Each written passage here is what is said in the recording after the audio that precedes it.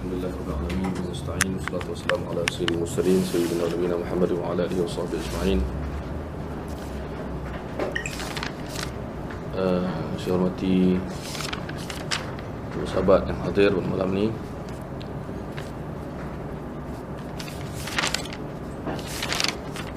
Di malam ni insya-Allah kita akan melihat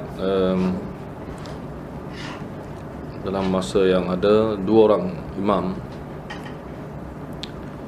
yang merupakan di antara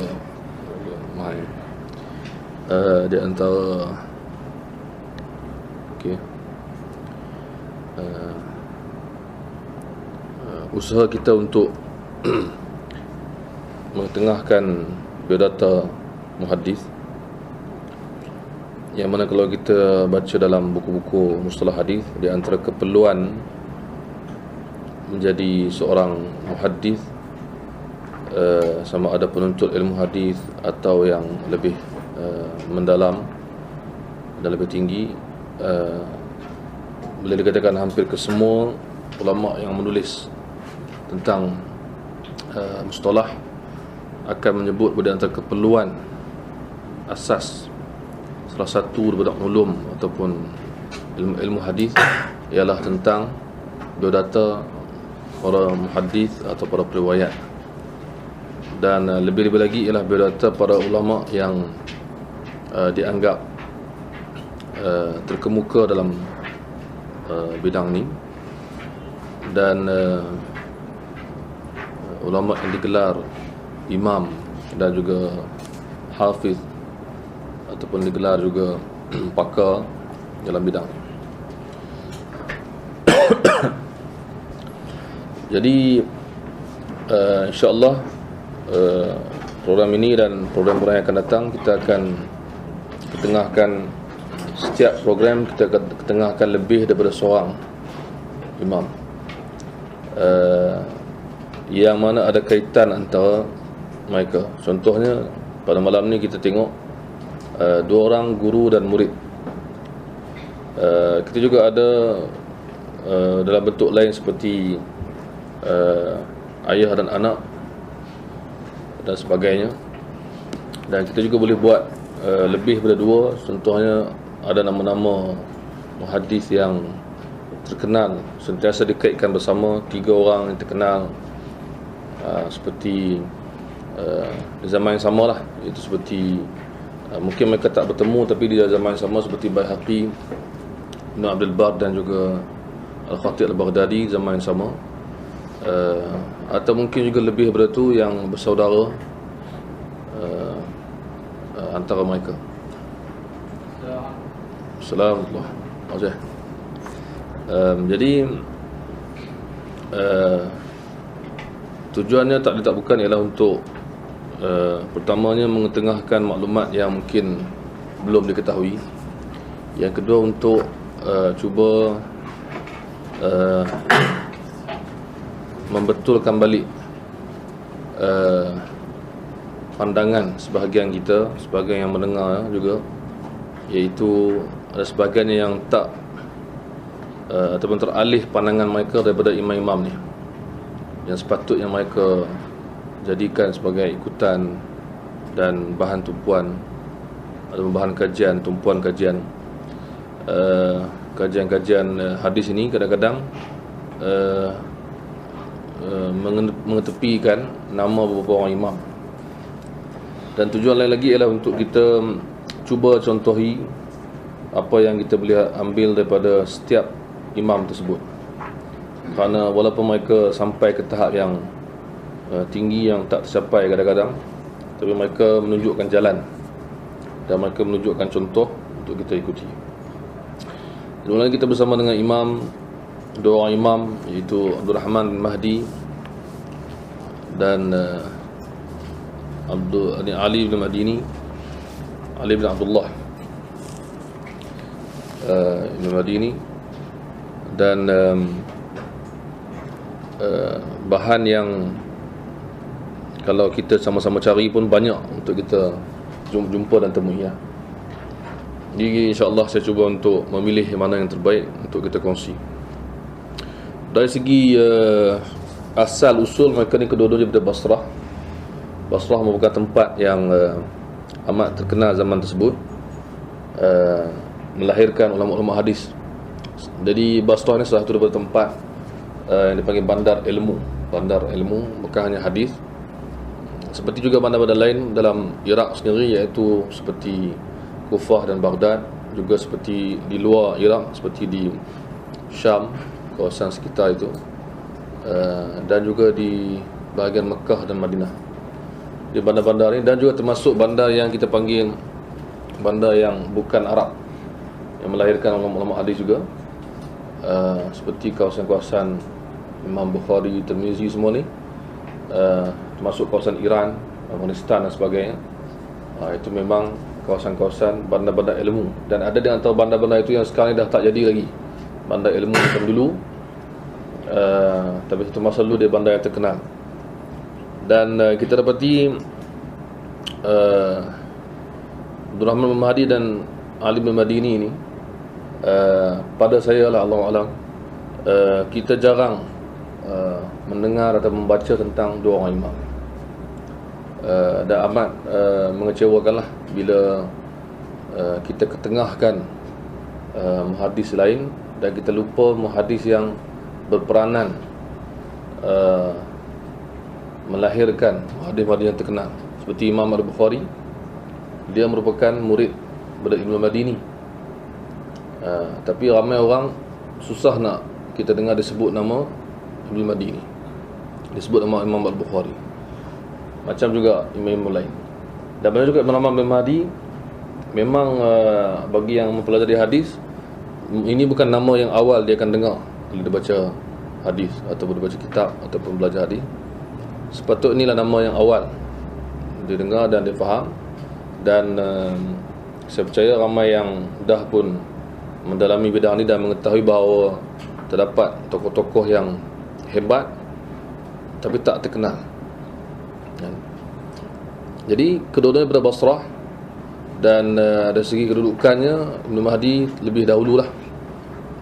Sebab tu kita panggil dalam pembentangan ni ialah di antara guru dan murid. Okey. Kedua-duanya adalah orang Basrah. Dan kalau kita lihat, Abdul Rahman bin Mahdi lahir pada 135, dan Ibnu Madini 161 kelahiran. Dan dari segi wafatnya mereka, tarikh wafat ni penting juga untuk kita tahu, untuk kita dapat gambaran di manakah tokoh-tokoh ni berada zaman dia hidup, supaya kita tak confuse antara tokoh-tokoh ni. Jadi Ibnu Mahdi dia meninggal 198.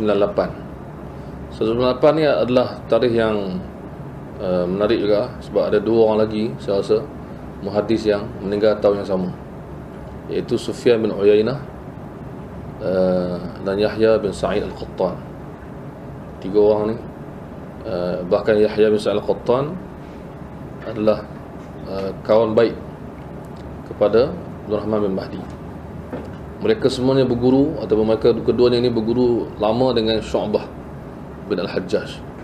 Di dalam piramid yang dipanggil piramid Jarh Ta'dil, asas Jarh Ta'dil ni, ulama-ulama Jarh Ta'dil tersebut Syu'bah bin Mahdi Al-Qattan. Tiga ni di piramid lah.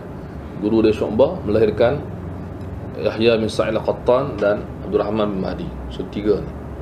Dan tiga ni amat terkenal zaman tersebut. Dan bila penilaian tu berlaku, mereka menjadi tempat rujukan. Syu'bah tu utamanya yang menzahirkan Jarh Ta'dil ini dengan lebih luas di zaman dia, terkenal dalam bidang tu. Dan bila kita tengok Ibnu Mahdi, dia juga belajar pada guru-guru yang lain yang terkenal. Atau guru yang terkenal yang dia belajar ialah Sufyan Ats-Tsauri.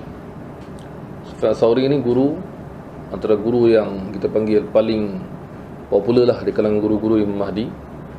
Sufyan bin Sa'id Ats-Tsauri meninggal pada tahun 160.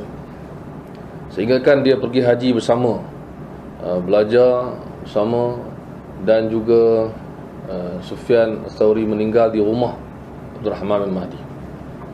Sampai begitu. Dia mulazamah, dia sentiasa bersama belajar ni sampai ke mati.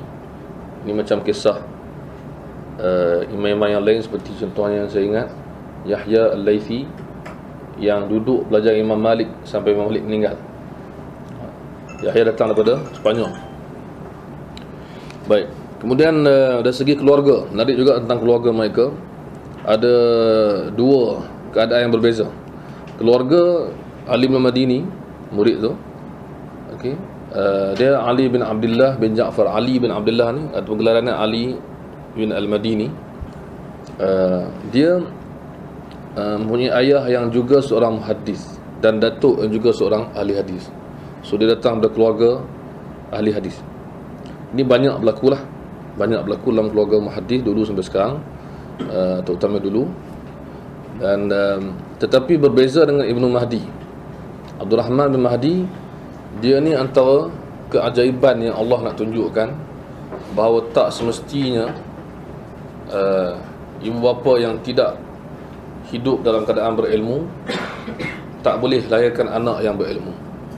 Abdul Rahman bin Mahdi, ayah ni bukan orang yang berilmu. Bahkan ada ulama yang mengkritik ayah dia, yang bernama Mahdi tu, mengkritik dari segi banyak segi lah. Masa dia bukan dalam kalangan orang berilmu, dan dia bukan mementingkan ilmu, dan dia tidak berilmu. Sampai ada orang yang heran, macam mana lahir Abdul Rahman daripada keluarga macam ni. Abdul Rahman ni, imam ni, lahir keluarga macam ni.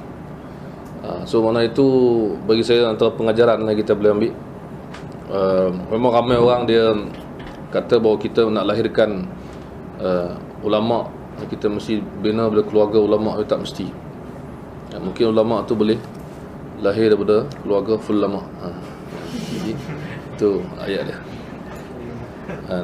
Jadi mana mungkin boleh kita katakan begitulah, sebab ulama hadis mengkritik Mahdi, ayah kepada Abdul Rahman. Dan buku-buku sejarah yang kita lihat merujuk ataupun membuat beri kita maklumat bahawa Mahdi itu bukanlah orang yang bertanggungjawab menjadikan Abdul Rahman anaknya sebagai seorang berilmu.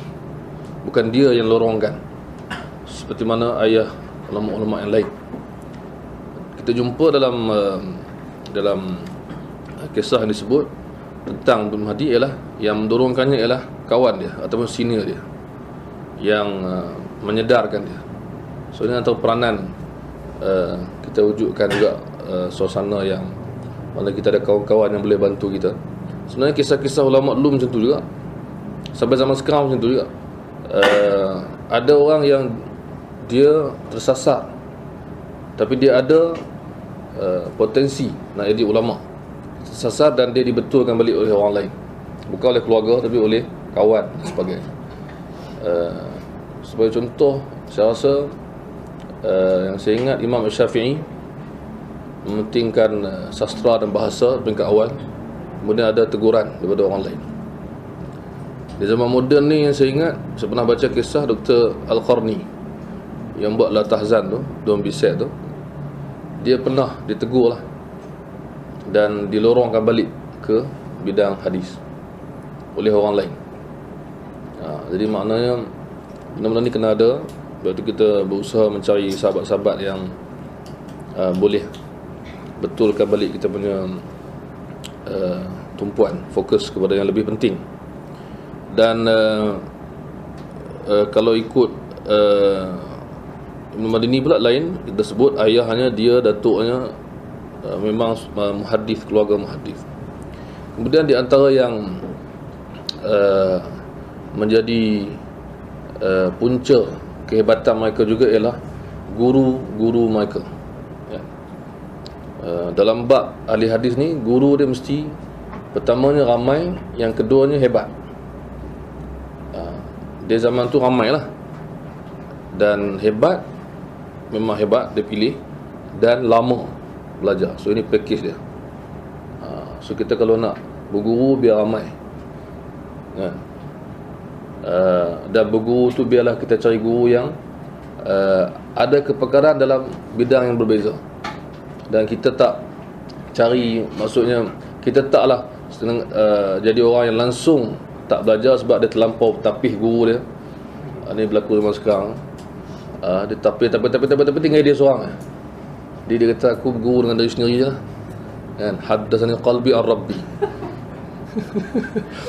Telah boleh sebut orang haddatsana apa syekhuna apa kan, dia haddatsani qalbi ar-rabbi. Kan, hatiku memberitahu kepadaku daripada Tuhanku. So tak ada orang. Mereka ada guru yang ramai. Bermakna ramai ni maksud kita kena faham, dia perlu bersusah payah mencari guru yang ramai. Sebab guru yang ramai duduk di tempat yang berlainan. Kadang-kadang bandar yang satu pun dia ada hujung dengan hujung, jarak dia jauh. Lebih-lebih lagi nak pergi ke bandar yang lain. Macam kalau kita baca buku-buku hadis, kadang-kadang ulama hadis bagi tahu dia dengar hadis ni dekat mana. Ini apa ni yang saya ingat kerap jumpa dalam Sahih Ibn Hibban.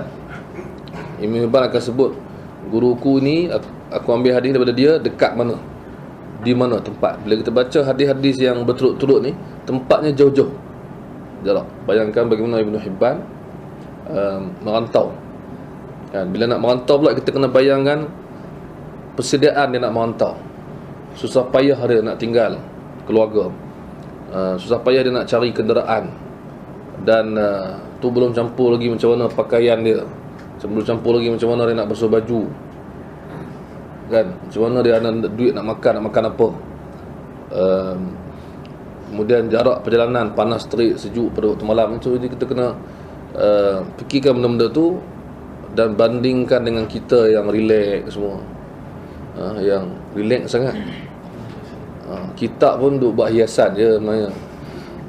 Walaupun ada orang kata tak apa Ustaz, saya berguru dengan buku pun saya okey. Masalah buku yang mana?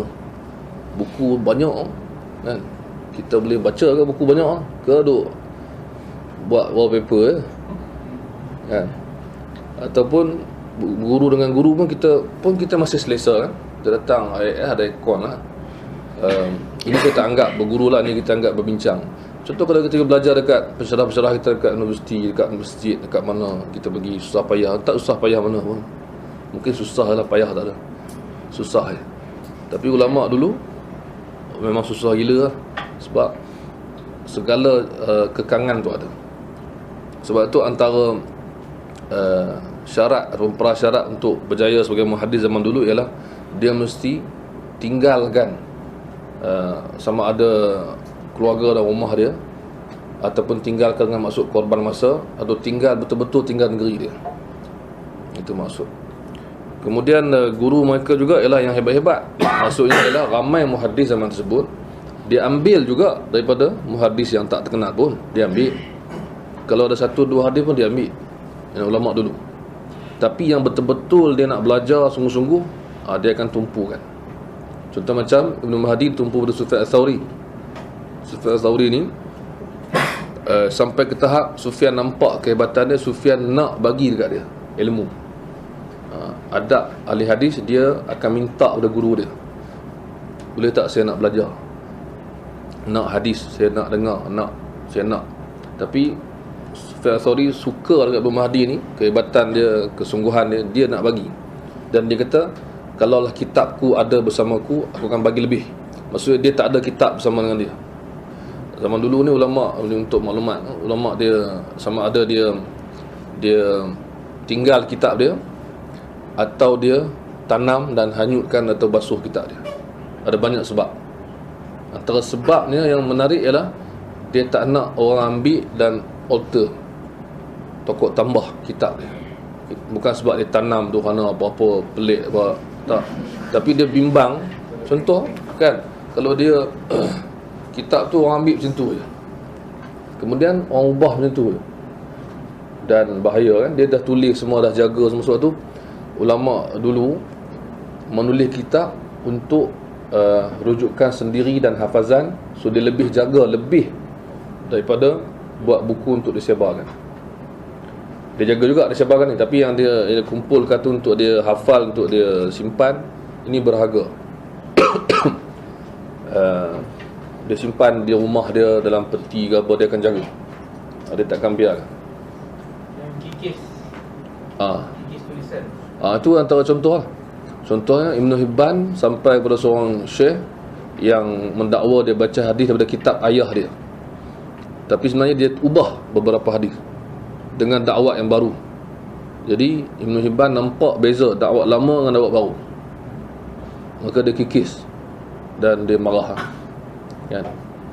Sampai ke tahap tu dia sebab tu dia jaga. Sebab tu ada sebahagian muhaddis yang dirosakkan hadis dia oleh sama ada pembantu dia ataupun penulisnya ataupun anaknya ataupun anak saudara dia. Ada kes tu dalam periwayat hadis, dan ulama hadis dapat detect benda tu. Di antara guru dia juga ialah yang terkenal macam kita tahu semua, Ibnu Mubarak, Abdullah bin Mubarak. Ini memang terkenal lah ya. Dalam Sahih Bukhari disebut Abdullah tu biasaannya Abdullah bin Mubarak. Dan Abdullah bin Mubarak ini guru dia, tetapi bila dia dengar satu hadis yang dia tak ada dan Ibn Mahdi ada, dia akan suruh berhenti dan sebut aku nak salin. Peristiwa sebegini banyak berlaku di kalangan muhaddis. Pertama, dia menunjukkan kehebatan murid kadang-kadang lebih daripada guru. Yang kedua, dia menunjukkan tawaduk guru tu.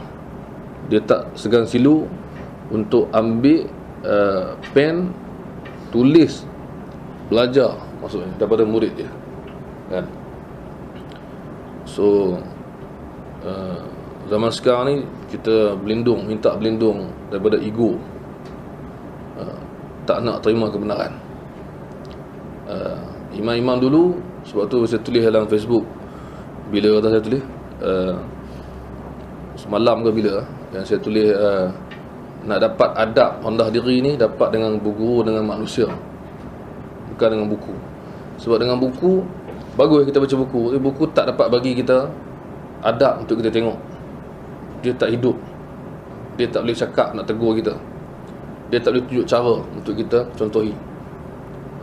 Dan saya seperibadi, tapi maklumat ni lebih saya akan cerita pada 23 bulan September, program tentang Syekh Shu'aib Al-Na'ud lah dengan Dr. Fazli. Kita akan cerita lebih. Saya dapat selama 3 tahun lebih kurang saya belajar dengan Syekh Shu'aib, banyak yang saya dapat ialah adab dan akhlak dia. Adab dan akhlak dia, dan sifat mudah didekati dan tak ada kira sangat. Tak kira sangat. Saya dah sebut banyak kali, tapi mungkin ada yang tak pernah dengar. Dia mengajar, dia tak duduk kursi satu, Syekh Shu'aib. Dia mengajar kat rumah anak dia, dia duduk kursi yang panjang, yang boleh duduk 3 orang, 4 orang. Dia duduk kat ujung belah kanan. Di murid dia akan duduk sebelah dia, dan dia akan duduk situ. Jadi ada orang, susah orang, siapa yang tak tahu, masuk tengok siapa, mana Syekh. Antara 4 orang kat duduk atas kursi tu, siapa Syekh? Semua pakai jubah, serban, kopiah. Dan dia pula duduk muka tak ada macam tu. Dia duduk macam tu. Dia macam tak ada style apa, orang kata apa, macam ada yang syekh yang macam tu. Ada yang syekh di Arab Saudi, ada syekh yang duduk jauh daripada murid dia. Murid tak berani dekat. Dia macam ada satu kehebatan yang dia rasa tak berani duduk dekat. Dan syekh tu akan cakap kuat, dan dia akan straight. Itu style masing-masing kan. So Syekh Shu'aib ni kita dapat akhlak dia open, dia duduk dia. Dan kadang-kadang dia duduk situ ada kosong lah kan. Lepas tu ada orang masuk lambat, duduk sini. Kami kita adu cakap, maksud kami nak duduk situ tapi segan kan, sebab takkanlah nak pergi duduk tepi Syekh, malu dia tanya nanti kantoi kan. Duduk sebelah dia, lepas tu nak belajar dengan dia, macam mana duduk sebelah dia kan. Kita nak tengok lah, duduk sebelah, kita nak tengok macam tu kan. So dia panggil memang ada kosong. Sebab dia duduk dekat ruang tamu yang panjang tu penuh, tak ada nak duduk, duduk sini kan. Dan pernah dia selamba rock lagi, dia panas, musim panas, dia sebut jubah dia tinggal baju pagoda dengan seluar jubah, seluar putih. Dia buang jubah tak, dengan pakai kopiah, pakai baju pagoda, pakai seluar jubah, duduk. Lepas tu orang semua kata, Syekh jangan buat macam ni. Ya Allah ya. Orang berbimbang dekat dia tu, Syekh Suhaib ni kan, Syekh ni dia apa. So dia macam tu. So kita dapat benda tu apa, ada kesan pada kita. Ada kesan pada kita yang dia ni. Dan baru ni kita talaqi dengan Syekh apa ni, Al-Manqush yang akan datang lagi pada bulan 11. Itu lagi lawak dari segi selamba dia. Dia boleh ambil kuih tak pinggan bagi kita. Bila kita makan dengan dia, dia boleh duduk kan. Duduk pun nampak biasa, kopiah tak pakai, duduk depan pakai jubah lawak lah, jubah dia lawak, tak pakai kopiah lah, rambut dia potong pendek lah. So yang anak murid datang dengan soban dengan jubah kan, kalau tukar orang mungkin kata ni Syekh, orang percaya Syekh. Boleh. Jadi tanya apa semua boleh. So benda ni tak ada dalam buku. Melainkan kita baca buku kisah ulama juga, baru kita dapat akhlak juga. Baru kita dapat. So itu penting. Kemudian Ibn Madini pula sama juga. Ibn Madini, Ali Ibn Madini juga memilih guru dia, membanyakkan guru dia, memilih dan juga lama, dan dia berguru dengan Ibn Mahdi. Dan dia ada banyak kata-kata di antara mereka berdua, lawan puji, bukan lawan puji nak bodek, tapi lillah ta'ala nak cerita dekat orang, aku nilai dia sebagai alim. Bila saya cari, saya jumpa Ibn Madini cakap Ibn Mahdi ni orang yang paling alim dalam hadis. Dan saya jumpa juga sebaliknya, Ibn Mahdi puji Ibn Madini, dia lah paling alim dalam hadis. So ini payah nak jumpa sama sekarang. Payah nak jumpa. Payah. Kita kena belajar daripada ni. Sebab tu ada ulama kata kisah para ulama ni sebenarnya membina iman. Kisah itu cerita penting, cerita ulama ni. Sampaikan dia puji, kita rasa heran pujian tu. Dan Ibn Madini pernah puji Ibn Mahdi. Dia kata Ibn Mahdi ni seperti ilmu dalam hadis seperti sihir. Dia ni buat satu benda macam magic, selap mata, sihir. Aku tak boleh membayangkan benda lain melainkan sihir sahaja, sesuai. Sebab ilmu dia hebat. Kita akan tengok bukti kejap lagi. Juga yang menarik juga ialah Ibnu Mahdi ni, dia pernah bertanya soalan kepada Imam Syafi'i melalui surat, dan Imam Syafi'i menjawab, terhasillah Ar-Risalah, Risalah kitab itu. Dan antara mereka berdua juga lawan puji juga. Maksudnya Imam Syafi'i pernah kata, bagi aku tak nampak orang yang setanding dengan Ibn Mahdi dalam hadis. Itu pujian terhadap Ibn Mahdi daripada Imam Syafi'i. Dan sebaliknya juga begitu, Ibn Mahdi kagum dan takjub melihat kitab Ar-Risalah. Kagum. Kita sekarang tengok rasa biasa. Bunyi. Kita rasa biasa. Kita rasanya sekarang masalah kita sekarang bukan pada orang lain, pada kita.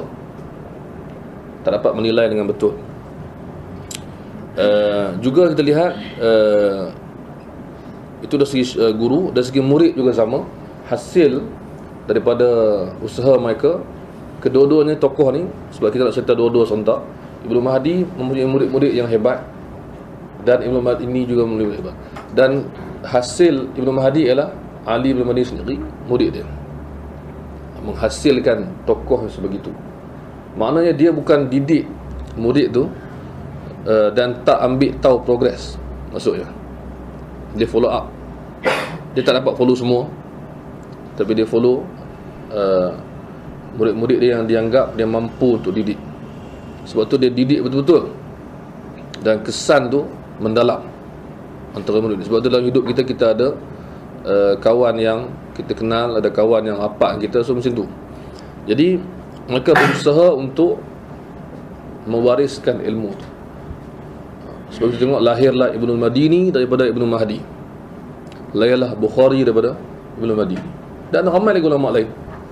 Jadi dia bukan sekadar orang kata apa, tanpa pengawasan.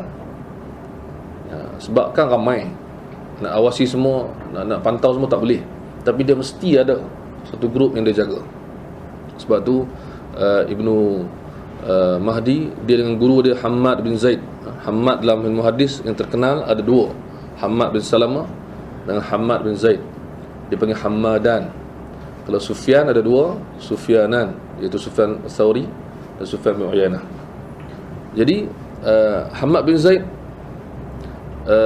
setiap kali dia bertemu dengan Imam Mahdi, datang bertemu dengan dia, muka dia berubah dan dia akan gembira sangat-sangat, dan dia akan minta tolong dijawab soalan, tolong jawab beberapa soalan. Dia nak dengar pandangan Ibnu Mahdi, kan? Jadi Imam Mahdi dapat benda daripada guru-guru dia yang jaga dia. Walaupun kita kata ayah dan keluarga dia tak dapat bagi dia ilmu, tapi guru dia ganti pada keluarga tersebut. Imam Mahdi ni kita kata ayah dia, keluarga dia semua ada, tapi guru juga ada. Kemudian kalau kita lihat lagi murid-murid dia, seperti Imam Mahdi ni, dia lahirkan Ibnu Mahdi, dilahirkan Ibnu Madini, kan? Dan juga ulama-ulama lain yang mengambil ilmu daripada dia, seperti Imam Ahmad bin Hanbal juga. Ya, Ahmad bin Hanbal. Ada bukan calang lah. Ibnu Madini adalah guru dan rakan kepada Ahmad bin Hanbal. Tapi Ibnu Mahdi memang guru lah kepada Ahmad bin Hanbal. Dan dari segi yang menarik juga ialah Ibnu Mahdi dia belajar dengan guru dia, dan guru tu juga jadi murid dia. Sebab guru dia juga belajar dengan dia, ambil beberapa hadis daripada dia, seperti Ibnu Mubarak tadi. Jadi ini satu benda yang pelik. Jadi bila kita baca muhaddis, kadang-kadang kita jumpa yang macam ni, biodata tokoh. Sebab biodata tokoh ahli hadis ke apa, kadang-kadang dia sebut siapa guru dia, lepas tu siapa murid dia. Senarai ramai lah, ada nama yang sama berulang. Biasanya akan dibagi disebutkanlah dan dia adalah gurunya. Maksudnya antara muridnya ialah tu, dan dia juga gurunya. Tu ada banyak kita jumpa. Ini benda yang kena fikirkan bersama. Sebagaimana kata-kata Ibnu Mahdi juga, dia mengulang kata-kata sebelumnya. Dia kata, saya pernah share dalam Facebook sebab tak tahu rupanya dia kata-kata Ibnu Mahdi. Sebab saya share, saya jumpa kata-kata yang tak dikenali. Kata-kata dia ialah, kalau kita jumpa orang yang lebih berilmu daripada kita, itu hari yang dipanggil hari kemenangan, hari yang penting kita belajar daripada dia. Tapi ada hari kita jumpa orang yang sama dengan kita, itu pun penting juga nak bincang dengan dia. Dan ada hari kita jumpa orang yang bawah pada kita, itu hari yang penting, hari nak ajar dia. Itu mana dia fikir sampai tahap tu. Kalau jumpa ni buat apa, dia dah fikir dah. Dan Ibnu Madini pun sama. Dia juga bila dia belajar dengan Sufyan bin Uyainah, Sufyan seorang lagi, Sufyan juga ambil hadis daripada dia, pernah ambil hadis belajar dengan dia. Sufyan Masya Allah, kan, terkenal sangat-sangat, tapi dia masih lagi ambil hadis. Dan saya jumpa kata-kata yang menarik juga tentang Ibnu Madini. Yahya Al-Qattan, iaitu guru kepada Ibnu Madini, kan sebut tadi ialah Abdul Rahman bin Mahdi, dia kawan baik dengan Yahya Al-Qattan. So mereka berdua ni adalah guru kepada Ibnu Madini. Okey. Jadi Ibnu Madini pernah belajar dengan Yahya Al-Qattan. Tapi Yahya Al-Qattan kata apa? Apa yang aku dapat daripada dia lebih banyak daripada dia dapat daripada aku. Ini kata-kata sentiasa berulang. Ini pernah disebut oleh Imam Bukhari dengan Imam Tirmizi. Ayat yang sama, lebih kurang sama. Imam Bukhari kata, aku dapat daripada engkau wahai Tirmizi lebih banyak daripada engkau dapat daripada aku. Itu dia nilai ilmu ni sampai ke tahap dia lupakan sekejap yang ini murid aku, asal dia belajar dengan aku semua. Dan antara contoh zaman moden yang saya ingat, Syekh Abdul Fattah Abu Ghuddah yang dah meninggal, dia pernah sebut dalam kitab dia, bila dia buat macam tulisan tentang murid dia Muhammad Awamah yang masih hidup. Sahabat-sahabat yang jumpa nama Muhammad Awamah, jumpa buku dia, baca ni, Masya Allah, ni muhaddis terkenal yang dah tua. Dia murid kanan Syekh Abdul Fattah Abu Ghuddah. Tapi menarik, Abu Khattab Burdah pernah tulis. Dia kata, macam itulah lebih kurang ayat dia kan. Dia kata, seperti mana disebut oleh Muhammad Awamah, yang dulunya murid, sekarang ini rakan dan sahabat. Kita susah nak cakap kan. Ini dia ambil, apa Syekh Burdah ambil daripada siapa? Ambil daripada kitab-kitab yang dia baca, ambil daripada ulama-ulama yang dia belajar. Macam mana dia lebih kurang sama, tapi dia nak tunjukkan. Dan kalau saya kalau saya pengalaman saya jumpa syekh-syekh yang macam ni, memang dia kadang-kadang terima kasih kepada kita, sampai kita rasa segan, malu. Ya, terima kasih sebab bagi tahu saya benda ni. So ni bukan benda kecil nak cakap benda ni kan. Dia perlu hati yang besar nak cakap benda ni. Nak turun ego. Dia ada ubat dia, turun ego. Hadis nombor apa? Hadis tu 24 kan. Hadis 40 nombor 24. Hadis dari sahabat yang bernama lupa kan, Abu Dzar kan. Hadis Abu Dzar 24. Ini hadis pemecah ego. Ini tak ada lah mana-mana salah cakap macam tu. So ini kata-kata yang muhdatsatil umur, al-muhdatsat. Tapi saya rasa itu antara bahagian pertama hadis itu adalah pemecah ego. Jadi kita kena pecahkan ego ni. Dan kita boleh bayangkan lah kan? Kita heran dengan orang yang tawaduk ni, sampai kita heran. Itu tawaduk yang best lah. Kita heran, ini apa Ustaz? Jadi tawaduk yang melampau. Saya pernah panggil guru saya, Syekhi, wahai guruku, ya Syekhi. Dia panggil ya Sayyidi kat saya. Ya Sayyidi. Ya Sayyidi. Kemudian saya pernah cakap ada satu benda dalam kuliah, kemudian dia beritahu ke orang. Dia kata semua Syekh kita sebut satu benda yang penting, iaitu dia kata terima kasih ya. Dalam kelas kita just tanya, ni boleh tak kita cakap macam ni? Dia kata bagus, terima kasih. Dia cakap sebenarnya tadi Syekh ni dah bagi tahu saya, dia beritahu. So ni susah nak bagi kredit dekat orang ni, payah. Buku pun sama. Syekh Abu Burdah pernah buat buku, ada orang ciplak buku dah sebiji macam tu, tak sebut langsung, ambil pada dia. Ini biasa berlaku biasa zaman sekarang ni berlaku. Ambil point langsung, tak cakap, ambil pada siapa kan, buku ke dan sebagainya. So tak ada sifat tu. Kemudian Sufyan bin Uyainah pernah kata, ayat dia sedap juga kita baca ni, bagi orang yang minat ayat-ayat ni. Sufyan bin Uyainah guru Ibnu Madini. Jadi dia kata ada orang kritik dia, kenapa dia sayang sangat dekat Ibnu Madini. Yalumunani ala hubbi Ali. So bukan saya nak Ali lah ni, ini Ali bin Madini. Mereka kritik aku sebab aku cinta dekat Ali bin Madini. Dia kata apa? Wallahi kuntu ata'allamu minhu aktsara mimma yata'allamu minni. Dia demi Allah, dia kata, aku belajar pada dia lebih daripada dia belajar pada aku. Sebab tu aku sayang kat dia. Dia murid yang boleh bagi something kat guru. Okey. Kemudian murid-murid yang lain juga macam tu. Itu murid yang lebih, yang kita kata bawah. Dan kalau kita lihat, ada dua kes yang agak menarik, ataupun ada cerita yang agak menarik. Kalau kita lihat Ibnu Mahdi, dia keluarga dia bukan muhaddis. So dia slack sikit lah. Ada setengah orang yang kadang-kadang heran, kenapa keluar, macam mana keluar daripada keluarga yang macam ni, keluar macam ni, orang yang hebat macam ni.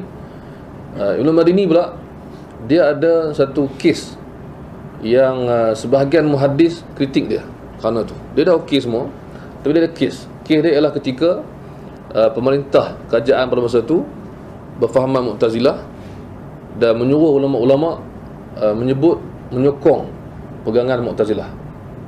Dan ada ulama yang buat helah dan terlepas. Antaranya Ali Al-Madini. Dia buat helah dan dia terlepas, dan dia dapat duit pula. Dia terlepas. Tapi Ahmad bin Hanbal, dia tahan, dan ulama lain dia bertahan dan berhujah, berdebat, bahkan berdialog berhari-hari. Kemudian di penjara, disiksa semua, sampai kesan sakit tu, berkesan selepas itu. Jadi ada berlaku macam kecil hati sikit lah antara sebagai ulama' ni dengan sikap Ibn Madini. Maksudnya tak direct semua. Dan ada orang pernah tanya dia, kenapa kau buat macam tu? Apa jawab antara apa? Aku tak tahan kena sebab je. Orang lain senang, aku tak tahan. Aku kalau aku kena sebab, aku mati je. Maksudnya dia tak tahan badan. Dia buat tu untuk melindungi diri dia. Sebab tu Imam Malik pernah sebut, yang saya ingat kata-kata dia dalam huraian hadis 40 oleh Imam Ibn Rajab Al-Hambali ketika menghuraikan tentang cegah mungkar. Imam Malik dan sebahagian salaf, sebagai ulama lain hadis juga salaf menyebut bahawa di antara keuzuran untuk tidak mencegah mungkar ialah bimbang keselamatan diri dan juga takut. So takut bukan benda yang salah. Bukan benda yang salah. Kan? Sebab kalau kita lihat takut ni benda tabi'i dalam hidup. Nabi Musa risau tengok tongkat tukar jadi ular, dan risau nak pergi jumpa Fir'aun. Sampai Allah sebut la takhaf, jangan takut. Kan? Nampak? So takut bukan benda yang aku tak takut, aku berani. Berani bukti iman. Tak. Maksudnya Ibn Madini dan beberapa ulama lagi dia buat helah. Helah ni saya tak tahu dari segi kesahihan riwayat dia macam mana, tapi yang saya dapat daripada syekh-syekh saya ialah dia buat helah suruh cakap bahawa Quran tu makhluk. Kan? Jadi dia cakap ni Quran, Taurat, Injil, Quran, Zabur, Taurat, Injil semua ni makhluk. Jadi helah-helah yang digunakan pada zaman tu lah, semua ni makhluk. Jari ni makhluk. Kan? So diminta sebut Quran makhluk, dia kata tak, empat ni makhluk. Aku bagi 4 straight. Kau minta 1 Quran, aku bagi 4 je. Oh syok lah. Khalifah masa tu syok. Khalifah Ma'mun maksudnya masa tu seronok. Oi, ini bagus, bagi duit. Yang ni kau penjara. Sebab contoh itu. Dan itu yang berlaku. So helah macam tu dipandang oleh sebagai ulama hadis, kenapa buat macam ni, alim ni takkan buat macam ni, bukan standard kau buat macam ni. Dia kata tak, ni aku tak tahan, tapi aku dah ubah. So Imam Az-Zahabi sebut dalam beberapa kitab dia, dia kata apa, mereka mengkritik dia, yang lain semua clear, semua hebat, kritik satu kat sini, tapi dia pun telah berubah. So Imam Az-Zahabi kata dah tinggal benda tu, maksudnya dia tersilap dan dia tak ulang lagi. Itu maksud dia. So dia imam. Dan Imam Zahabi kata antara bukti imamnya dan hebatnya dia ialah Imam Bukhari riwayat daripada dia. Sebab ada muhaddis tak nak riwayat daripada dia selepas berlaku kes tu. Sampai tahap tu tak nak, cik hati lah. Maksud kau tak patut buat macam ni, aku tak nak ambil hadis daripada kau. Maksudnya hadis daripada orang lain lah nak ambil, tak nak ambil hadis daripada dia. Tapi Imam Bukhari still ambil daripada dia, letak dalam kitab dia, dan banyak hadis dalam kitab dia. Haddatsana Ali, kadang-kadang haddatsana Ali bin Abdullah. Ini dia tu lah, mula ni. Jadi kalau kita nak buat aku tak suka lebih pada Bukhari nampak, itu situ lah, itu kita. Zaman tu tak apalah, ramai yang macam Bukhari kan. Zaman sekarang kita aku tak, benda ni tak patut. Tak patut. Apa yang Bukhari dah buat settle lah. Orang mengaji dengan Ibn Madini. Dan di antara kehebatan dia, kita pergi kepada pujian-pujian yang bersifat realistik lah. Walaupun nampak macam over. Zaman sekarang banyak pujian yang tak betul. Zaman dulu pujian dia betul sampai orang ingat macam tak betul. Pujian dia tinggi sangat, rupanya betul. Zaman sekarang pujian tu hebat tapi semua nak bodek je. Kan? Tak semua lah kan. So antara benda yang menarik ya, Ibn Mahdi kita sebut tadi sebahagiannya, dan Ibn Madini sendiri pernah sebut pada Ibn Mahdi bahawa ilmu ni seperti sihir. Nah itu kita dah tahu. Tapi yang saya suka ni satu benda, Ibn Madini, Ali bin Madini, disebut oleh salah seorang daripada murid dia bahawa di zaman itu murid-murid Ali menulis semua tentang Ibn Madini, bukan hadis saja, semua. Yaktubuna qiyamahu wa qu'udahu, macam mana dia berdiri, macam mana dia duduk, tulis sesuatu. Dia ni berdiri macam mana, duduk macam mana, salin.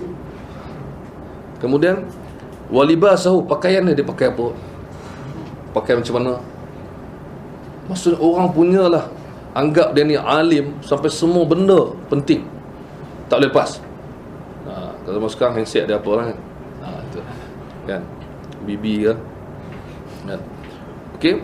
Kemudian wa kullu syai'in yaqulu wa yaf'al, dan semua benda yang dia cakap dan dia buat semua disalin, tak kepelik tu. Mana orang dah sampai ke tahap tu dengan Ibnu Madini. Semua orang nak tulis. Dan saya teringat kisah lain pula, iaitu kita akan buat nanti tentang Ibnu Khuzaimah dan Ibnu Hibban. Ini dua murid dan guru yang kita akan buat nanti insya-Allah. Salah satu kisah yang kita cerita dulu lah, trailer. Kita cerita, iaitu Ibnu Khuzaimah sampai tension dengan Ibnu Hibban. Sebab Ibnu Hibban selalu sangat tanya soalan, ikut dia pergi, sampai tension. Bayangkan sampai dia tension. Dan ni pernah berlaku juga dekat Ibnu Mahdi dengan Imam Malik. Imam Malik pun rasa macam letih layan Ibnu Mahdi, terlampau sangat tulis, tanya, ikut. Satu hari Ibnu Hibban dimarahi oleh Ibnu Khuzaimah. Dia kata, lebih kurang ayat dia, tanaha anni ya barid, pergi jauh pada aku lah. Ya barid ni teruk lah, letih ni. Kau ni pain in the neck. Gitulah. Pain in the neck. Ya barid, maksudnya meletihkan kau ni. Dan dia tulis. Dia tulis. Itu pun kau tulis. Semua benda kau cakap aku tulis. Habis cerita. Kan, habis. Itu over. Kalau kita rakam lah. Kan, rakam. Zaman tu dia tulis. Bayangkan banyak mana kertas dia perlu ada nak tulis semua benda ni. Tapi bukan semua ulama macam ni lah. Lepas tu Imam Bukhari pula, termasuk kisah Imam Bukhari sebab terpaksa cerita, teringat Imam Bukhari masa dia muda remaja tu, dia dah terkenal lah sebagai Imam Bukhari yang hebat semua. Dan bila dia berjalan, orang kejar dia, tahan, suruh dia duduk nak belajar. Setahap tu dia dah habis kelas lah, so jalan lah, nak balik ke mana, orang kejar, Bukhari, orang kejar. Lepas tu orang akan datang ramai-ramai sampai dia tak jalan, duduk, dia baca hadis. Okey lah, baca. Situ kita ambil dua pengajaran sekurang-kurangnya. Satu, kesungguhan penuntut ilmu. Yang kedua, kesabaran guru tu. Kalau kita buat yang tu, terajang semua tak pasal. Aku nak balik tak senang, susah kan. Tu. Kita marah kan. Mesti marah, tension. Tapi dia tension, dia sabar. So, kesabaran guru tu pun, kadang-kadang ramai orang tak highlight. Dia orang ni sabar mengajar. Kita tak tahan. Kan? Okey.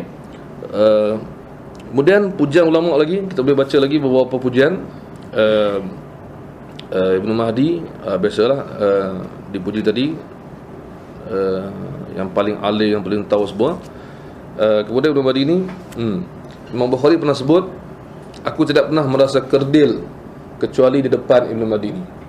Dia mengaji dengan ramai orang kan, dia mengaji dengan ramai orang. Tapi bila dia mengaji dengan Ibnu Mahdi ni, dia rasa dia kecil.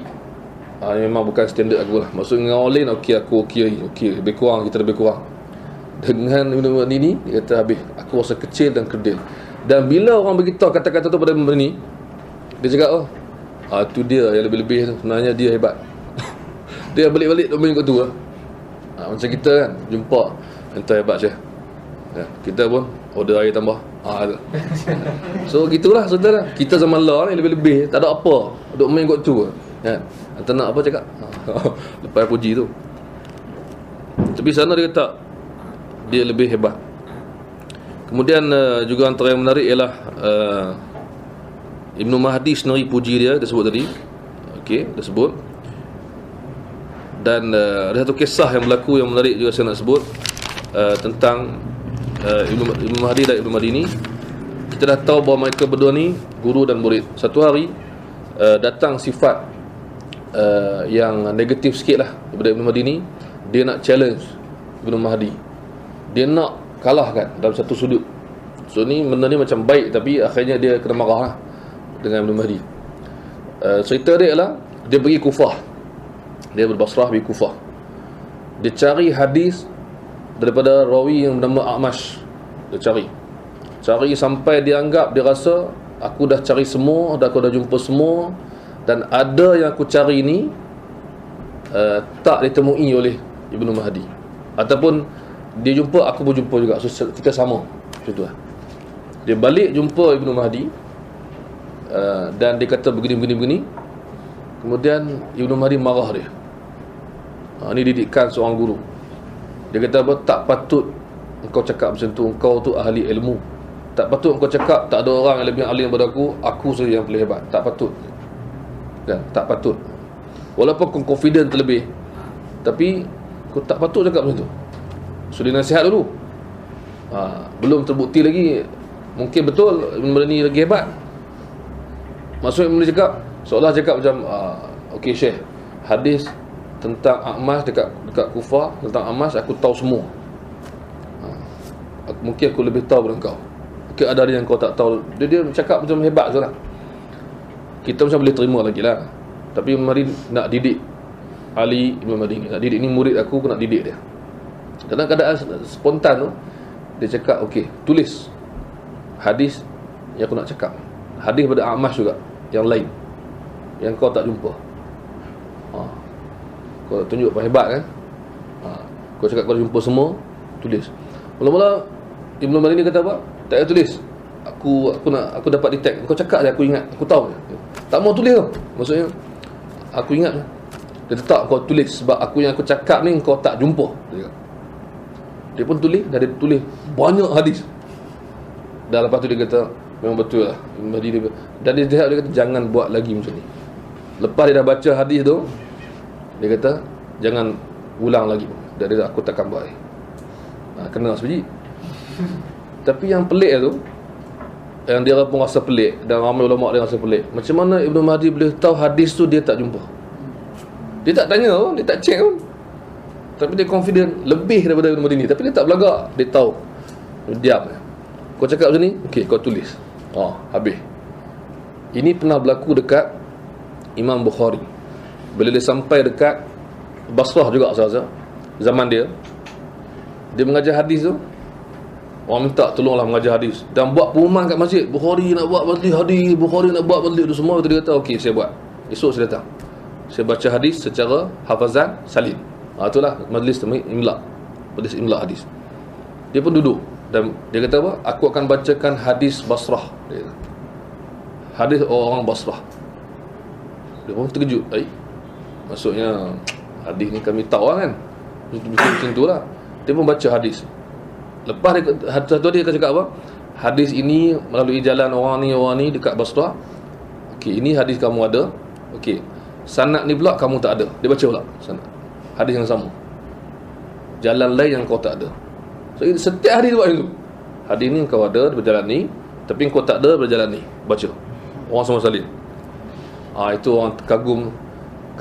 Dia tahu apa hadis yang orang tak tahu. Ini sebab apa? Agak-agak sebab apa? Sebab dia dah cari habisan lebih daripada orang yang mengaji hadis tu. Kan? So dia tahu lah. Lepas tu kita jangan, kadang-kadang orang yang ada pengalaman ni, kan, kita janganlah nak ni dengan dia kan. Aku dah tahu, kau tak payah tunjuk aku. Tapi dia tahu tu, dia tak ada tunjuk macam sentiasa menyebut-nyebut, tapi point kan. Dan Ibnu Mahdi dipuji, antara yang dipuji ialah kata Ibnu Mahdi dan kata ulama lain, dia lebih tahu hadis dia dan hadis orang lain. Maksudnya semua muhadis zaman tu ada simpanan hadis dia sendiri. Contoh kita semua ni muhadis zaman tersebut, berbeza jumlah. Aku ada sekian-sekian, kau ada sekian-sekian semua. Berarti kita muzakarah ke apa. So Ibnu Mahdi dia tahu hadis setiap orang lain ni. So satu hari seorang ulama hadis, tak ingat nama dia, mungkin Abu Awanah sebagainya, pernah sebut hadis dan silap. Apa yang dia cakap? Mahdi duduk sebelah dia, cakap ini bukan hadis engkau, ini tak ada dalam buku engkau. Macam tu, ini tak ada dalam buku engkau. Itu tak pelik sangat. Jadi dia kata ada hadis ni, aku ambil riwayat ada. Sebab muhadis zaman tu ada yang style kita hadis simpan kat belakang, dia baca melalui hafazan, ataupun orang baca dia dengar hafazan. So dia tak cek sangat kitab itu. So tegur Imam dia kata hadis tak ada dalam kitab engkau, bukan hadis engkau, hadis orang lain. Maksudnya kau tak boleh cakap aku riwayatkan tak, ada orang lain, kau catat hadis tu. Lepas tu yang best tu Abu Awanah tadi, dia kata apa? Macam mana dia macam tu? Kenapa? Dia tanya Ibn Mahdi, kenapa dia macam tu? Kenapa aku silap? So Imam cakap, kau silap sebab satu hari ada orang ni datang sekian-sekian, dia baca hadis, kau ingat tu hadis kau silap salin. Cek memang betul. Mana dia boleh tahu hadis orang lain, buku orang lain, simpanan orang lain, laptop orang lain dia boleh tahu. Kau ada download sekian-sekian ni, satu hari ni kau silap. Ini pelik lah. Ini pelik kan. Sebab tu Ibn Mandi kata dia ni sihir. Cukup. Cakap yang lain bayar. Ini sihir. Ini ahli sihir. Sihir dia digunakan pada zaman tersebut. Kalau dah tak boleh capai akal lah, macam mana aku nak buat ni, kau memang sihir lah. Maksudnya bukan sihir betul lah. Satu lagi istilah macam istilah syaitan lah. Ini syaitan, maksudnya terror sangat. Ini bukan orang. Bukan kutuk. Kutuk. Dia tak kutuk, dia kata ni syaitan. Aku minta datangkan kepada aku manusia, kau bawa syaitan. Maksudnya ni relevan jugalah dalam sekarang ni, syaitan-syaitan ni. Tapi satu masa kuliah ni dia download beberapa tahun lagi tak relevan lah. So kita cerita pasal ni lah kan, tak payah buat ulasan lah. Sebab apa, di Malaysia ada sebahagian pendakwah sunnah yang menggelarkan diri dia pendakwah sunnah. Kebanyakan hebat tapi tak efektif dakwah dia, ataupun tak banyak hasil dia. Bukan tak itu, tak banyak hasil dia sebab dia banyak sangat nak ulas isu semasa. So na'udzubillah daripada mengulas isu semasa. So kita ulas isu dulu, zaman dulu ni. Semasa dia tinggal, dulu lagi penting. Okey, baik. Itu kisah. Dan ada juga kisah dia ialah seorang alim lain yang saya tak pasti nama dia yang sebenar. Dia datang untuk kalahkan Ibn Mahdi dalam bab haji. Dia kata dia kumpul semua pasal haji, dia tahu semua. Dia sembang dengan Ibn Mahdi ni, dia kata hari ni kita akan kalahkan Ibn Mahdi. Kan, kalahkan dari segi positif lah kan, semangat lah. Dan Ibn Mahdi relax ya. Dan dia bila masuk je, Ibn Mahdi kata apa? Aku nampak kau ni ada plan lain. Aku nampak pada mata kau ni ada niat lain. Dia dah tahu lah muka. Tengok muka ni, muka nak test aku lah. So apa kau nak test juga? Jadi kau nak test pasal haji. Okay, dia bagi satu hadis. Hadis tu maksudnya huraian tu agak mengelirukan. Jadi dia bincang dengan ni Muhadi ni lah. Dia bincang. Aku bukan nak bincang apa-apa, aku nak bincang pasal maksud hadis tu. Lepas tu dia tak boleh jawab. Lepas tu ni aku nak jawab. Dia start lah. Dia keluarkan semua riwayat, sama ada hadis atau sahabat atau tabi'in atau guru dia semua, dan habis. Berubah muka orang tu, dan bila dia keluar, dia kata kat Muhammad ni, macam mana boleh keluar orang macam ni? Macam mana boleh ada orang macam ni? Seolah-olah semua orang tadi yang dia sebut nama tu duduk sebelah dia. Itu maksud. So sebab tu sihir kan. Ibn Madini yang dah dahsyat, yang dipuji oleh guru dia pun tak ini out. Maksudnya diserahkan kepada dia. Sebab tu dia mampu melahirkan, walaupun dia tak banyak kata-kata penilaian hadis dan sebagainya, tapi dia banyak juga penilaian dalam periwayat, tapi dia hasilkan tu yang penting. Dan asalnya kitab-kitab pun dia tak hasilkan yang kita jumpa hari ni kan, iaitu Ibn Mahdi. Tapi Ibn Mahdi ni banyaklah dibuat, dan sebahagian besarnya hilang. Dan ada satu benda sedih yang berlaku. Dia pernah buat satu buku kitab dan kumpulkan dan susun yang amat besar dan amat menarik, tapi rosak sebab dia merantau, dia tinggal, kena makan anai-anai, kena makan segala binatang ni. Dan dia balik, dia buka, dah tak ada apa dah. Dan dia kata aku dah tak larat nak buat lah, cukup. So itu hilang lah satu seni yang dia dah buat. Tapi dia dah bagi tahu semualah benda tu. Cuma dia kumpulkan satu kitab. Kitab tu kalau terselamat, kitab tu memang keajaiban dunia lah maksudnya kan, hasil yang dia dah turunkan dalam kitab tu. Tapi disimpan tempat yang silap, kena makan dan hilang macam tu. Ini sebab tu dia jaga sangat kitab tu. Zaman dulu kan kitab tak macam sekarang. Zaman kitab lebih kurang tu juga. Tinggal lama-lama sangat anai-anai makan. Ada kan, datuk saya belajar hadis Quran semua. Saya tak sempat jumpa dia. Kitab dia kena makan anai, habis semua. Lepas tu yang tak kena makan tu pula dibuang pula oleh orang lain. Jadi tinggal satu muka surat, dua muka surat gitu lah yang terselamat. Dan saya pernah masuk dalam Facebook, dia tulis sanad bacaan Al-Quran, qiraat. So ada jugalah. Dan dia ada tulis fatwa-fatwa ulama semua kan. Cuma saya tak tahu kitab yang hilang tu macam mana kan. Saya nak cari pula tu. Nak cari pula tu kena apa, CSI sikit. Okey. Kena apa tu? Okey. Kemudian dari segi itu pujian. Kemudian dari segi hasil, macam kita tahu lah hasil tinggalan Ibnu Madini meninggalkan ilmu, dan sebahagiannya adalah bentuk yang diwarisi, sebahagian adalah bentuk muhaddisin, sebahagian adalah bentuk penulisan. Tapi dalam hal ni Ibnu Madini lebih banyak menulis dan lebih banyak yang selamat pada kita. Yang penting sekali kalau kita jumpa kata-kata mereka ni, kita perlu letak di tempat yang sepatutnya lah. Jangan kita macam maksud kita kena luaskan sikit.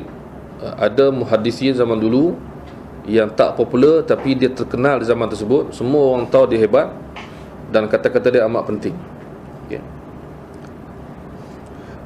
Kemudian ada satu benda lagi saya nak sebut di sini dari segi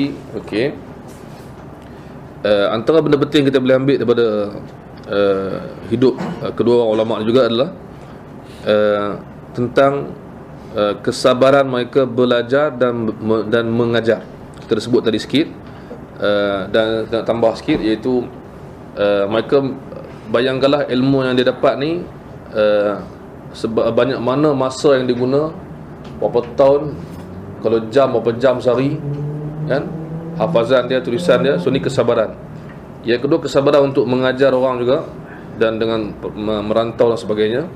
Dan Ibnu Mahdi ni dia satu benda yang menarik. Dalam majlis yang dia ajar hadis, dia buat banyak undang-undang yang juga dibuat oleh ulama lain. Dia ada style. Ibnu Mahdi style dia, kelas dia yang dia ajar hadis untuk disalin, tak ada siapa boleh senyum, apatah lagi ketawa.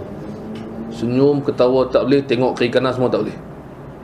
Sebab tu dalam kelas dia, orang seperti tunggul, duduk senyap, baru dia baca hadis. Satu hari ada orang ketawa kuat lah, dia dengar. Dia kata, kau ketawa dalam majlis hadis Nabi yang dibaca, kau ketawa. Maksud seolah Nabi sedang hidup, kata-kata dia disebut, kau ketawa, lebih tinggi daripada suara Nabi, maksud daripada hadis. Dia terus simpan balik. Dia tak mau ajar. Katanya dia cuti sebulan ke 2 bulan, dia merajuk, tak nak ajar hadis. Macam tu. Wah, dia macam serius lah bab tu, mudi sikit lah. Sebab kau tak serius, itu kalau kita awal lagi tak boleh senyum, ketawa, bercakap. Tak boleh betulkan pen. Kan pen zaman dulu dia kena betulkan semua, apa nak celup dakwah apa semua, dia kadang-kadang dia kena betulkan semua. Dia bukan macam pen zaman sekarang lah. Pen zaman sekarang mungkin ketek gitu. So pen tu pun tulis je, jangan nak betulkan pen tu. Kalau dia ada masalah, buat tulis ke tak tahu kan. Jangan macam alamak pen ni pula habis. Maknanya apa? Kesalahan kau akan ditanggung oleh orang lain. Kita stop. Itu maksud tahap tu. Kemudian ada satu kes berlaku, itu pen tak boleh ni. Dia pun serius baca hadis, senyum, ketawa tu. Ada satu lagi, tidur pun tak boleh, mengantuk tadi, macam tu lah lebih kurang. Dan zaman moden ni dia berlaku pada Syekh Al-Musnid daripada Arab Saudi, yang asal daripada India, iaitu Syekh Abdul Wakil Al-Hashimi. Syekh Abdul Wakil Al-Hashimi ni saya suka nak sebut di sini.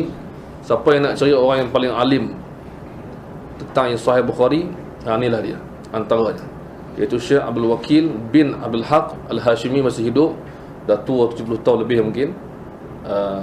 Dan dalam YouTube ada, kalau type dalam bahasa Arab Abdul Wakil Hashimi, dia ada tunjuk beberapa klip daripada dia buat bacaan hadis Sahih Bukhari di Mesir rasanya. Majlis dia tak boleh bangun pergi kencing apa. Maksud kena jaga habis-habisan. Dan memang ramai lah.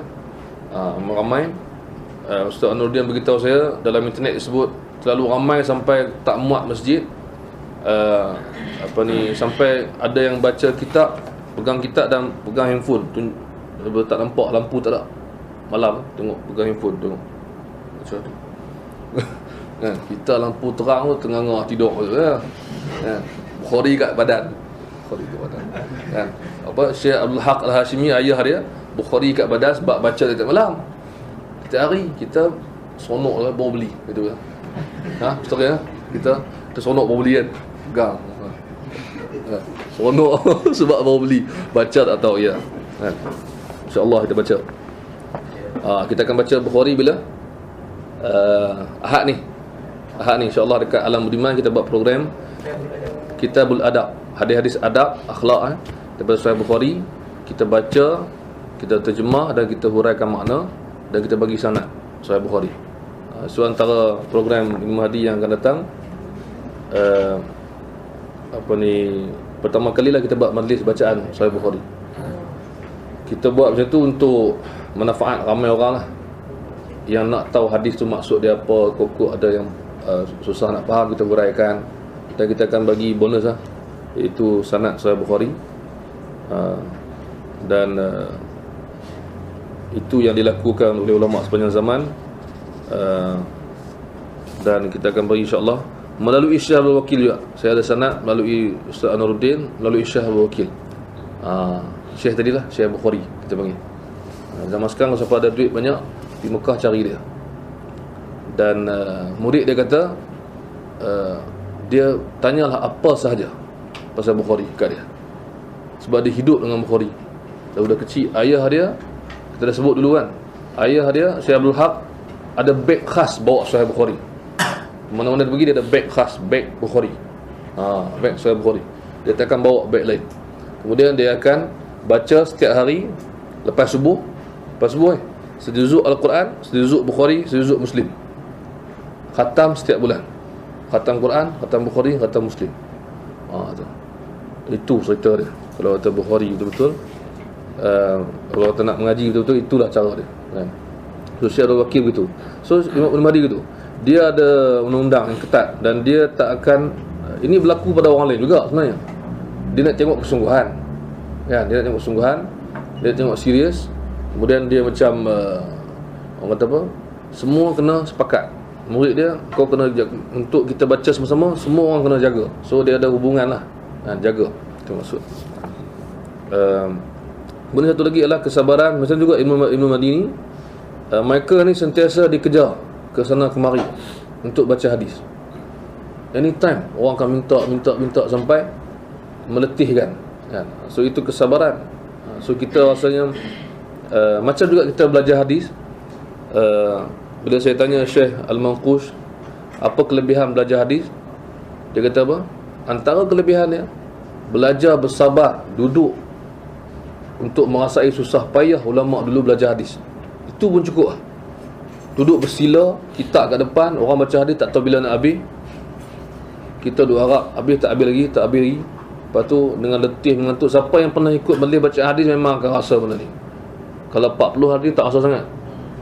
Kita pernah baca itu straight 200 hadis, 300 hadis straight tak berhenti. So kita jadi macam dah tak tahu. Ada yang terlentang terus, ada yang mengeruh, ada yang cari oligo. So oligo nak bagi kuat balik tenaga.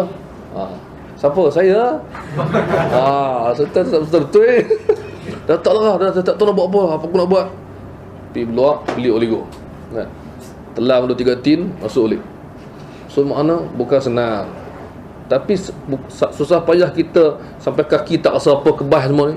Orang ada serban ni kan, serban kaki kan, sampai tak tahu, sampai tak buat. Ini satu sudut daripada susah payah ulama dulu je, sampai susah payah semua. So maknanya kalau tak ada lain pun dapat rasa macam ni belajar dia payah gila. Macam mana Bukhari buat, cukup lah. Sebab kita zaman sekarang ni mudah sangat dapat. Semua Android kan, mudah semua. Sedangkan hanya orang yang Hebat je dia akan bersabar main game yang payah. Kan? Nak pecah rekod tu. Game kadang game simple lah, tapi dia geram tengok rekod tu. Kan? Terutama kalau main ramai-ramai game tu, kawan dah pecah, kita belum. Kan? Apa, saya ingat lagi dulu cerita game komando. Ada banyak siri misi kan. Game komando zaman tahun 2000 dulu, tahun 99 98 tu. Orang gila main game komando lah kat Jordan. Semua nak main game, nak, sebab tak boleh pergi level lepas tu kecuali kena menang level tu dulu. Jadi semua berkata, ada orang menang kat sana. Dah ada. Aku belum. Jadi duduk depan. Dan saya pernah tengok seorang pelajar master. Ya. Pernah buat master. So duduk depan komputer. Kita ingat ni buat master. Seorang dia macam jauh pergi main game komando. Dan dia lah yang pertama dekat tempat kami yang semua misi dia habis. Dan sekarang dia dah dipensyarah kat universiti. So saya kalau jumpa dia cakap, Ustaz, komando. Aduh. Siap. Janganlah anda kenal. So walaupun orang lain mengatakan dia tak siqah, tapi saya anggap dia syekh saya. Walaupun dia main game banyak, tapi dia syekh saya. Saya dia hebat. Dia hebat sikit fiqah. So itu cerita dia. Dan menurut Imam Mahdi, belajar hadis ni lebih lazat daripada dua benda yang dibuat pada zaman tu. Apa dia? Sebenarnya disebut laga kambing. Orang yang lawan laga kambing tu, laga kambing zaman tu, seronok laga kambing sampai lupa benda lain. Dan satu lagi disebut apa? Main burung, belah burung. Zaman tu dah ada. Dia kata hadis lebih lazat daripada tu, dia rasa.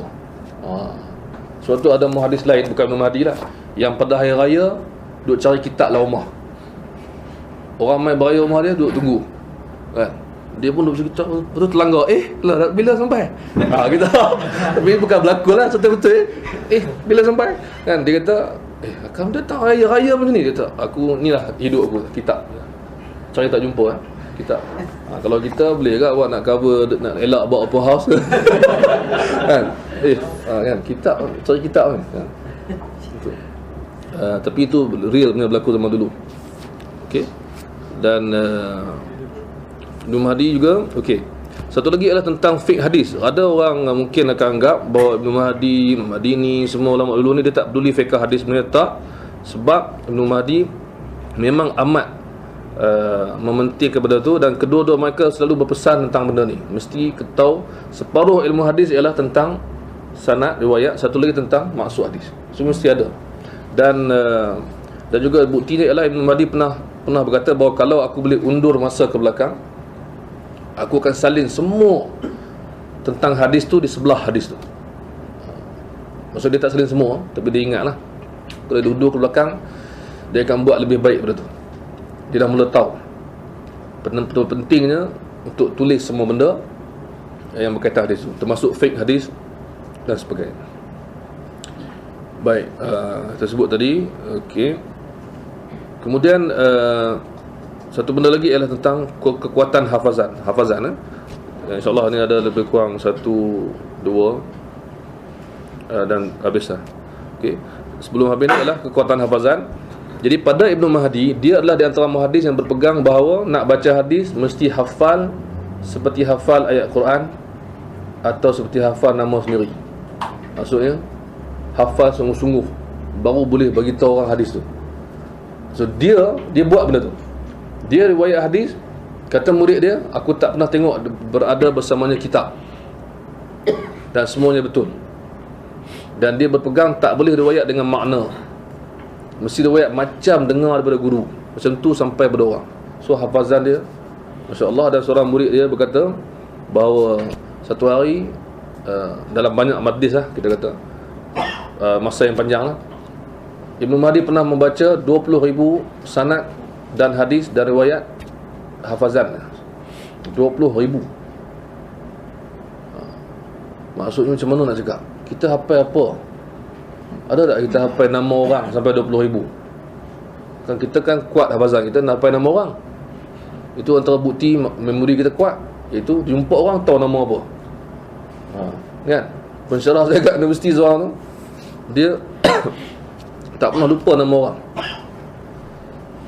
Imam Hasan al-Banna pun dia ingat nama orang. Itu antara benda yang menyebabkan orang suka kat dia. Kan bila kita jumpa kan, siapa nama?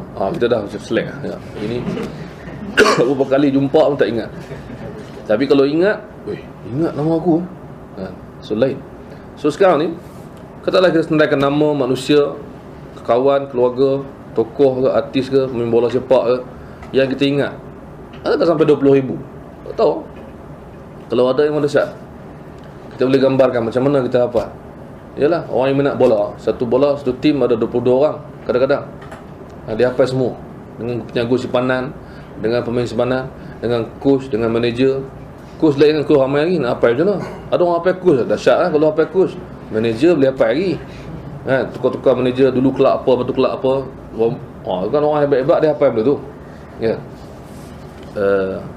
Apa ni, kita nak apa, nak cakap apa, tak tahu asal nak hafal nama binatang 20,000 tak ada juga.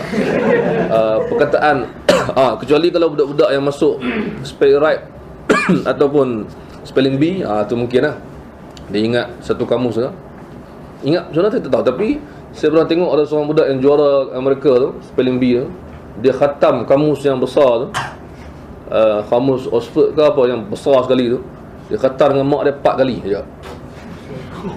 Dahsyat. Tu dahsyat tu. Orang putih tu, budak kecil, patut dia tahu semua, menang terus peringkat ni spelling bee.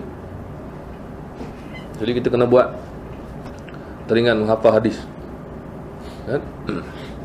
Mana tahu adalah masyarakat kita yang power hafazannya, yang kuat hafazannya, dan kadang-kadang kita jumpa dia boleh ingat banyak benda kan?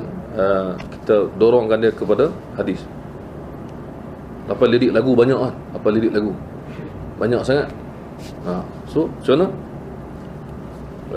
Dan hafazan ini Ibn Madini juga sama hafalan. Tapi Imam Ahmad dengan geng-geng ini lebih suka bahawa muhadis itu prepare backup, ada buku lah semasa mengajarkan hadis. Maknanya dia lain style sikit. Style Ibn Madini dia ada kitab untuk, bukanlah untuk apa, untuk berhati-hati, tapi dia hafal. Ibn Mahdi dia confident sebab dia dah praktis banyak kali sampai dia boleh cakap gitu. So kita masya-Allah, kalau kita boleh kita masalah sekarang ni kita kena tumpu bacaan dulu. Kita baca banyak kali. Kita apa pun kalau kita nak mahir lambat hadis lah. Ni kita buat hadis kan. Kita baca banyak kali. Jadi kita biasalah benda tu. Familiar benda tu kan. Itu kan yang kita boleh buat. Kalau kita nak hafal, lepas tu kita hafal sikit-sikit. Tapi jangan sekali-kali rasa macam tak boleh hafal, susah. Sebab benda ni boleh. Boleh buat. Dan saya jumpa ramai orang boleh buat.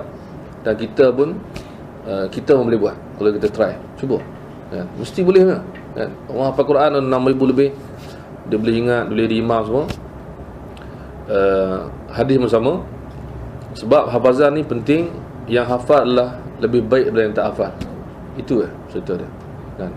Kalau kita boleh hafal, dan bagi yang jadi pendakwah, yang bakal jadi pendakwah, hafazan tu akan membantu kita. Itu maksud dia. Ya, macam Brother Shah kan, dia hafal ayat Quran, surah apa, ayat apa, syok kita dengar. Jadi mana benda macam tu, satu motivate diri dia dan buka minda orang. Benda tu boleh dia hafal kan? Sebab dan bertemu dengan benda-benda yang tersembunyi pun menarik. Hari ini saya jumpa benda yang amat menarik. Saya kongsi dengan beberapa orang kawan. Saya kongsi dalam majlis hari ini, malam ni. Imam Bukhari, saya tengah cari biodata Ibn Madini. Saya cari, ada yang tulis, dia kata rujuk kitab Tabaqat Asy-Syafi'iyah Al-Kubra, iaitu nama ulama-ulama mazhab Syafi'i yang dibuat oleh As-Subki. Kemudian saya buka buku tu, tengok Ali Ibn Madini salah seorang daripada yang dianggap sebagai mazhab Syafi'i. Kemudian saya terkejut jumpa pula ada senarai dalam tu Imam Bukhari, ada dalam tu, dimasukkan dalam senarai ulama mazhab Syafi'i. Dan yang lebih menarik lagi ialah Imam Bukhari sebut nama Imam Syafi'i dalam kitab dia Sahih Bukhari 2 kali. Dalam kitab zakat, dalam kitab al-buyu', kitab jual beli, dia sebut nama Imam Syafi'i 2 kali. Saya heran macam mana dia tahu kan? Itu yang kejelas tu, dia boleh tahu benda-benda macam ni. Bermakna dia dah sama ada dapat pada syekh guru dia yang telah pun meneliti. Ni faedah belajar dengan guru. Guru boleh bagi banyak benda shortcut yang susah nak cari, atau dia baca sendiri sampai jumpa. Dan lebih menarik juga ialah dia sebut dengan nama, bukan dengan nama Asy-Syafi'i. Imam Bukhari sebut dalam tu dengan nama Ibnu Idris. Orang tak tahu. Kalau yang tak tahu Ibnu Idris mana Imam Syafi'i Muhammad bin Idris. Dia sebut berkata Imam Malik dan Ibnu Idris. So kita dapat faedah yang banyak. Bila kita baca tulisan orang yang macam ni, kita dapat benda yang kita tak sangka dapat. Dia sebut 2 kali je sebut. Dalam bab apa? Oh, ini macam orang kata apa, benda-benda teknik kecil-kecil ni macam mana kita nak tahu? Dan banyak benda yang macam ni hanya boleh didapati sama ada dengan banyak baca atau hafal. 2 tu. So kita kena cari jalan. Macam mana? Saya secara peribadi, saya duduk tengah insya-Allah doakan, saya tengah program dengan anak saya ni, yang sulung untuk hafal Sahih Bukhari, dan yang nombor 2 hafal di 40. Dia tahu semua segenap segi. Maksud cerita dia. Maksud dia hafal di 40, dia hafal sekali dengan apa yang Nawawi cakap lepas hadis tu, dan apa yang cakap hujung tu, dan tahu semua benda dalam tu. Dan hasil dia saya nampak positif. Boleh buat. Boleh buat. Kita macam tu susah kan. Memang susah, tapi boleh. Kita panggil apa? Achievable. Boleh ya? Betul ya? Maksudnya benda tu boleh. Jangan kita kata susah, tak boleh. Dia block. Boleh. Dan contoh anak saya Ammar, dia dah hafal hadis yang pasal Waraqah bin Naufal tu, yang mula Aisyah kata dalam Sahih Bukhari hadis nombor 3. Hadis panjang hadis tu, cerita pasal Rasulullah pada mula nampak mimpi yang banyak, yang jelas. Kemudian Rasulullah bersendirian di Gua Hira, kemudian malaikat datang, kemudian baca Iqra, kemudian Nabi jawab semua, dan dia hafal. Dan nak hafal tu memang susah, tapi tiba-tiba dia hafal relax je. So ulang balik, dah ni dah. Awal ya, tembak. So tu tanda nak habis, insya-Allah. Maknanya kita akan kagum macam mana ada orang boleh buat. Bila kita jaga betul-betul, dia boleh buat. Jadi mana kita jangan letak macam susah lah nak sampai tahap ni. Kita memang ni give up. Dan hadis tu menarik ya. Hadis tu saya serta dengan ustaz kita, Syekh Mustaqil kata hadis tu menarik. Hadis Aisyah yang cerita pasal Nabi dapat wahyu tu, dia menarik. Dan dia payah nak hafal juga, sebab dia ada ubah-ubah sikit. Contoh cerita pasal kan Nabi, malaikat sebelah tangan. Mula-mula cakap apa? Kata faja'ahul malaku faqala iqra. Qala ma ana biqari. Maksud malaikat kata, dia kata baca, qala ma ana biqari. Kemudian dalam yang kali kedua, dia peluk, dia lepaskan, faqala iqra. Kemudian qultu ma ana biqari. Kemudian kali ketiga dia peluk, lepas, tanya, suruh baca. Ataupun yang pertama, yang kedua, kemudian faqultu. So nak apa payah. Orang kata qala ma ana biqari, yang kedua qultu ma ana biqari, faqultu ma. So dia payah. Kemudian lagi payah lagi, ada satu teka-teki yang payah kan, yang bukanlah teka-teki sangat kalau orang tak peduli pun. Apa hadis tu kan, Imam Bukhari cerita hadis tu, sanad dia, hadis dia semua. Kemudian hujung tu dia kata, berkata Yunus dan Ma'mar, bawa diru. Tiba-tiba dia beritahu hadis tu daripada Aisyah, cerita Rasulullah masuk gua, apa malaikat bagi semua. Di hujung dia berkata, dan mengikut satu jalur riwayat lain daripada Ma'mar dan Yunus daripada Az-Zuhri berkata bawa diru. Tu kat mana perkataan duduk mana? Kita cek dalam terjemahan, satu terjemahan dia tak beritahu. Dia tak terjemah perkataan tu. Dia pun memblur ataupun terlepas. Bawa diru tu sebenarnya letak dia pada tengah-tengah hadis tu, iaitu lafaz Nabi disebut yarjufu fuaduhu, tengah-tengah hadis tu tak ada apa-apa tanda. So Bukhari kata kat ujung, menurut Yunus dan Ma'mar bawa diru. Maksudnya apa? Tarjufu bawa diru. Riwayat lain punyalah susah macam ni dia buat kat kita kan, nak bagi kita naik level kat dia lah, maksudnya kan nak musuh kita, nak bagi naik, cari kan. Kemudian disebut dalam hadis tu yang pertama Ibnu Syihab, hujung disebut Az-Zuhri, orang sama. Maksud sanad tu Ibnu Syihab, patut dia sebut juga Ibnu Syihab lah, nak bagi nampak tally kan. Ibnu Syihab, lepas tu hujung Az-Zuhri. Itu kalau nak hafal hadis, dia tak boleh hafal cara macam hafal lebih kurang ataupun hafal faham-faham, tak boleh. Ataupun hafal makna dia mungkin boleh dari segi teks, tapi dari segi lain-lain tu kena hafal macam Quran baru boleh. Kan? Jadi kalau kita nak uji, sebenarnya kita boleh buat kan. Kita cuba buat pada diri kita atau pada anak ataupun kawan apa semua, cuba buat. InsyaAllah kita cuba. Sebab cerita kita kalau tak habis pun, kalau kita boleh hafal 100-200 Bukhari pun dah cukup hebat lah kan? Dah seronok lah, dah ulang banyak kali, dapat pahala banyak lah. Kalau anak kita pula kata suruh dia apa-apa dapat bawang 1000, 1/7 daripada Sahih Bukhari 7,000. Dah hadis berulang banyak. Hadis berulang banyak. So kita tak mesti kita hafal 100 maksudnya 100 hadis tak.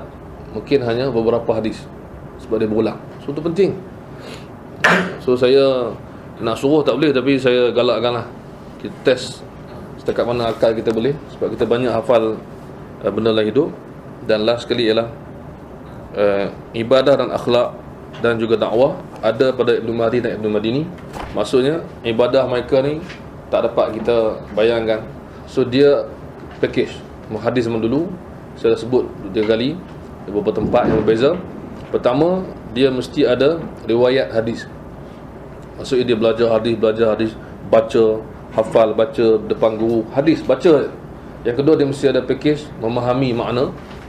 Yang ketiga, dia ada package beramal dengan hadis.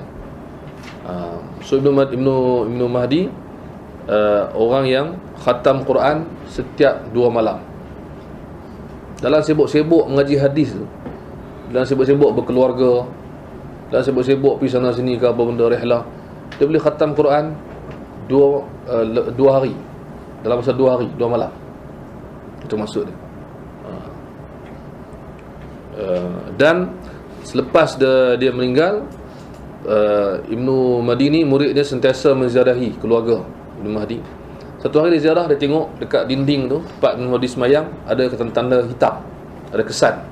Dia tanya kepada isteri dan keluarga Ibnu Mahdi, ni apa?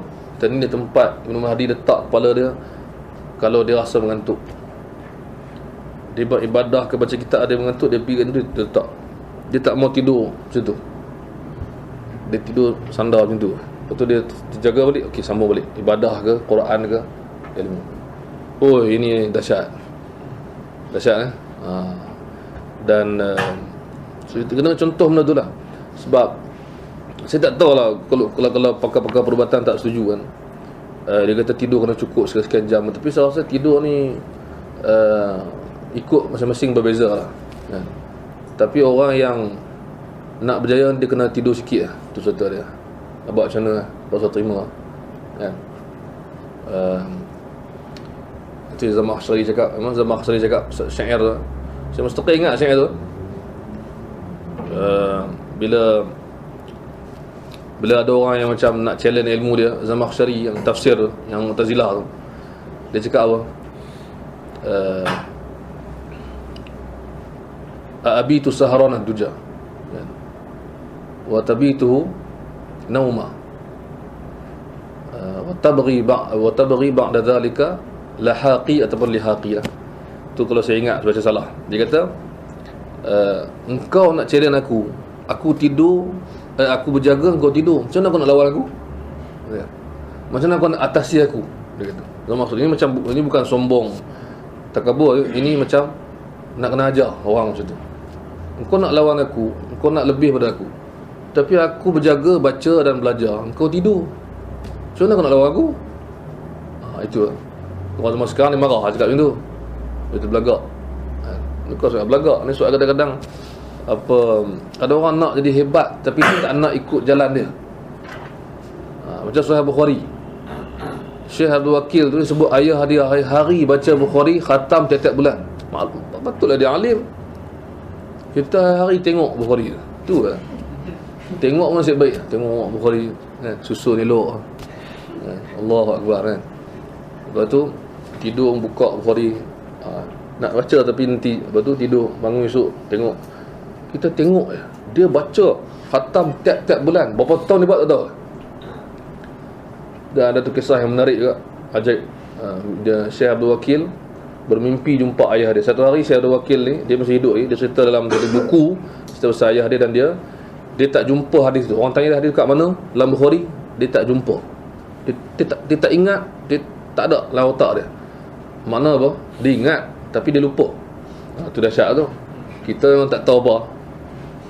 Orang cakap ada, tak ada. Ni dia tak tahu kat mana nak cari hadis ni. Ada dalam Bukhari tapi tak tahu kat mana. So dia sedih. Dan dia tidur dan mimpi jumpa ayah dia. Apa ayah yang dia dah meninggal, ayah Abdul Haq dia. Syekh Abdul Haq kata, aku dah suruh kau baca Bukhari. Dia kata, di hadis tu ada dekat sini dan sini dan sini. Dia beritahu kat mana kitab dia. Dan dia bangun, dia cari jumpa hadis. Ya. Ada orang tak suka dia pasal mimpi lah. Mimpi. Dalam Sahih Muslim ada mimpi. Baca muqaddimah Sahih Muslim, ada cerita pasal mimpi dan guna dalam pengajian hadis. Mimpi itu menjadi panduan dalam pengajian hadis. Ada dalam Sahih Muslim, dalam muqaddimah Sahih Muslim. Guru saya cakap apa? Inilah masalah kalau tak baca kitab. Marah Imam Muslim cakap lah awal. Sebab kita tak baca kan. Macam juga Sahih Muslim ada hadis dhaif dalam muqaddimah dia yang Imam Muslim sengaja sebut. Kan dia ada orang cakap Imam Muslim mengharamkan, dia buka kisah lama, Imam Muslim mengharamkan penggunaan hadis dhaif. Dia kata, tapi Imam Muslim kata apa? Dalam muqaddimah buku dia, dia sebut hadis tanpa sanad. Dan hadis itu memang dhaif walaupun sanad dia bersambung. Hadis dhaif Imam Muslim sebut dalam muqaddimah Sahih Muslim. Siapa cerita? Siapa yang tipu? Siapa yang tak faham? Kita ke dia? Dia ke Imam Muslim? Kita tak faham. Imam Muslim sebut hadis yang dhaif sebab dia tak sebut sanad yang penuh, tergantung sanad dia dalam Sahih Muslim, muqaddimah Sahih Muslim. Kemudian hadis itu disebut dalam kitab Musnad Abu Dawud dengan sanad yang bersambung dengan periwayat yang dhaif. So dhaif juga. Dan Abu Dawud juga sebut hadis tu dan dia kata hadis ni dhaif. Muslim ambil hadis tu juga, sebut dalam muqaddimah buku dia, sebut, tak cakap dhaif pun, guna terus. So macam mana orang duk sebut Bukhari mengharamkan, Muslim mengharamkan? Ni masalah. So akhir kata, jangan ingat orang tak tahu macam kita. Itulah pesanan. Kalau ada kaitan ke tak tahu. Ayat tu ayat lembut tu. Ayat. Janganlah ingat ulama-ulama ni ataupun siapa-siapa saja tak tahu macam kita. Dan saya insya-Allah tengah usahakan dengan beberapa orang sahabat. Betul lah. Iaitu kita nak keluarkan bagaimana cara mereka menghafal. InsyaAllah. Doakanlah. Saya pakat dengan beberapa orang profesional lah. Orang kawan saya dekat Kajang sana. Dia orang nak tahu sangat macam mana cara imam-imam dulu ni buat sampai jadi macam tu. Cara yang praktikal. Ulang beberapa kali ke, lepas subuh baca ke, apa itu. Kalau ikut Ibnu Mahdi punya style dengan Ibnu Mahdi ni, mereka ni sentiasa muzakarah hadis. Maksudnya kalau jumpa, okay, ni last. Kisah yang terakhir. iaitu Ibnu Mahdi pernah bincang dengan Waqi' bin Al-Jarrah, bincang hadis. Maksudnya kau ada hadiah apa, aku ada hadiah apa. Ini biasa muhadis dulu buat. Dia pergi muzakarah hadis. Lepas habis kelas ke lepas habis semua, dia ada masa jumpa lepas isyak biasa ya. Aku ada hari ni, kau ada tak? Kau ada tak? Aku ada ni, dia baca. Dan biasanya sampai subuh. Tak tidur sampai subuh. Lepas subuh baru balik bincang hadis. So mungkin tu cara dia ingat hadis tu. Kita tak nak buat macam tu. Kita boleh lepak kat kedai kopi 24 jam, sembang cerita tak apa-apa sampai subuh boleh kita lepak. Kan? Tapi kita tak pernah bincang benda ilmu sebab dia penat, tapi dia lupa. Sebab tu Ibn Mahdi kata, guruku ini, Ibn Mahdi ini hilang akalnya. Maksudnya dia tak ingat lain lah. Dia masuk alam lain. Ke alam yang lain. Bila jumpa sama-sama baca hadis, kau ada apa, aku tak ada apa. Dan terkesan dengan benda tu sampai lupa. Tengok azan subuh yang menyedarkan mereka. Itu senang. Boleh buat mutalarat ni, mencakap mutalarat, yang dengar mutalarat. Jadi kita berhenti setakat ni lah. InsyaAllah akan datang, mungkin kita akan buat tentang yang terintah dia kepala saya sekarang ni ialah Abu Zur'ah dan Abu Hatim. Ini pun dua keajaiban juga. Ini pun over juga. Abu Zur'ah dan Abu Hatim yang hidup sezaman dan banyak berzakrah sama-sama, dan antara produk mereka ialah anak dia, iaitu anak dia Abdul Rahman bin Abi Hatim, yang kata ayah dia tak pernah dia tak baca sesuatu dan belajar daripada ayah dia, tak pernah. Ada je peluang, contohnya Abu Hatim tengah cari barang, dia akan baca, ayah dia dengar. Bila Abu Hatim masuk tempat mandi, dia akan baca di luar pintu, ayah dia dengar. Sampai tahap tu belajar. Dan ayah dia sabar anak dia, sebab dia tahu program ni akan jadi orang hebat, kena sabar didik dia. So mana ni benda yang praktikal boleh buat. Tapi kita semua sekarang mungkin kita anggap dengan kisah zaman dulu yang tak mampu kita ikut. Tapi insyaAllah sebenarnya boleh. So kalau ada soalan, kalau larat lagi, sebentar nak tunggu pukul 12. Aku nak pergi jalan tengok bunga api kan. Ada orang ni syok tengok bunga api, kita pun tak boleh rahsia kat dia. Ya. So insyaAllah akan datang, kita tak berjanji, tapi akan datang kita akan buat Abu Zur'ah dan Abu Hatim. Masa kisah Al-Qamah dengan Sa'labah, kisah yang dikatakan palsu, saya tak faham kenapa dikatakan palsu. Ada yang orang kaitkan dengan perawi hadis yang Bukhari kata tak boleh percaya. Supaya saya nak fahamkan lah. Sekat yang saya ingat, kisah tu ada diriwayatkan dan dia disebut dalam beberapa kitab lah. Tapi kitab tu pertamanya bukan kitab hadis yang utama, dan disebutkan dalam beberapa kitab tafsir. Contohnya saya ingat terutama kitab cerita Sa'labah tu lah. Dan dia di antara kisah yang bermasalah dari semua sudut lah. Bukan hanya daripada periwayatan tu, tapi daripada konten dia pun ada masalah. Contohnya Al-Qamah, Nabi didik sahabat ni, tapi dia dah haka dekat mak dia sampai tahap tu, dan Nabi suruh dia buat benda-benda macam tu. Dan berlaku benda macam tu, satu peristiwa yang gempar lah, tapi tak ada disebut dalam mana-mana kitab yang utama, dan tak famous, melainkan dalam beberapa kitab yang semuanya bermasalah. Kemudian yang Sa'labah tu lebih kepada konten juga. Periwayatan yang menjelas ada masalah pada semua ulama', bukan Bukhari je tolak hadis tu. Banyak ulama' yang tolak, yang dulu dan kemudian. Seolah-olah sepakat semua ahli hadis dulu dan kemudian tolak kisah ni. Tapi konten dia pun pelik juga. Kenapa dia nak taubat, Nabi tak terima? Kenapa dia nak bagi zakat, tak nak terima? Kenapa sampai Khalifah Abu Bakar dan Umar pun sampai macam tu juga? So ni berlainan dengan sifat Nabi yang memaafkan lah. Terutama bila Nabi maafkan tu, ada yang tak pergi perang jihad di kalangan munafik pun datang minta maaf dan Nabi terima secara zahir dalam perang Tabuk kan, dan beberapa yang lain. So saya tak boleh bagi detail lah sebab saya tak ingat. Cuma kita pernah buat pencarian lah benda-benda ni, dan Alhamdulillah tak ada dalam riwayat mana-mana kitab yang utama yang terkenal.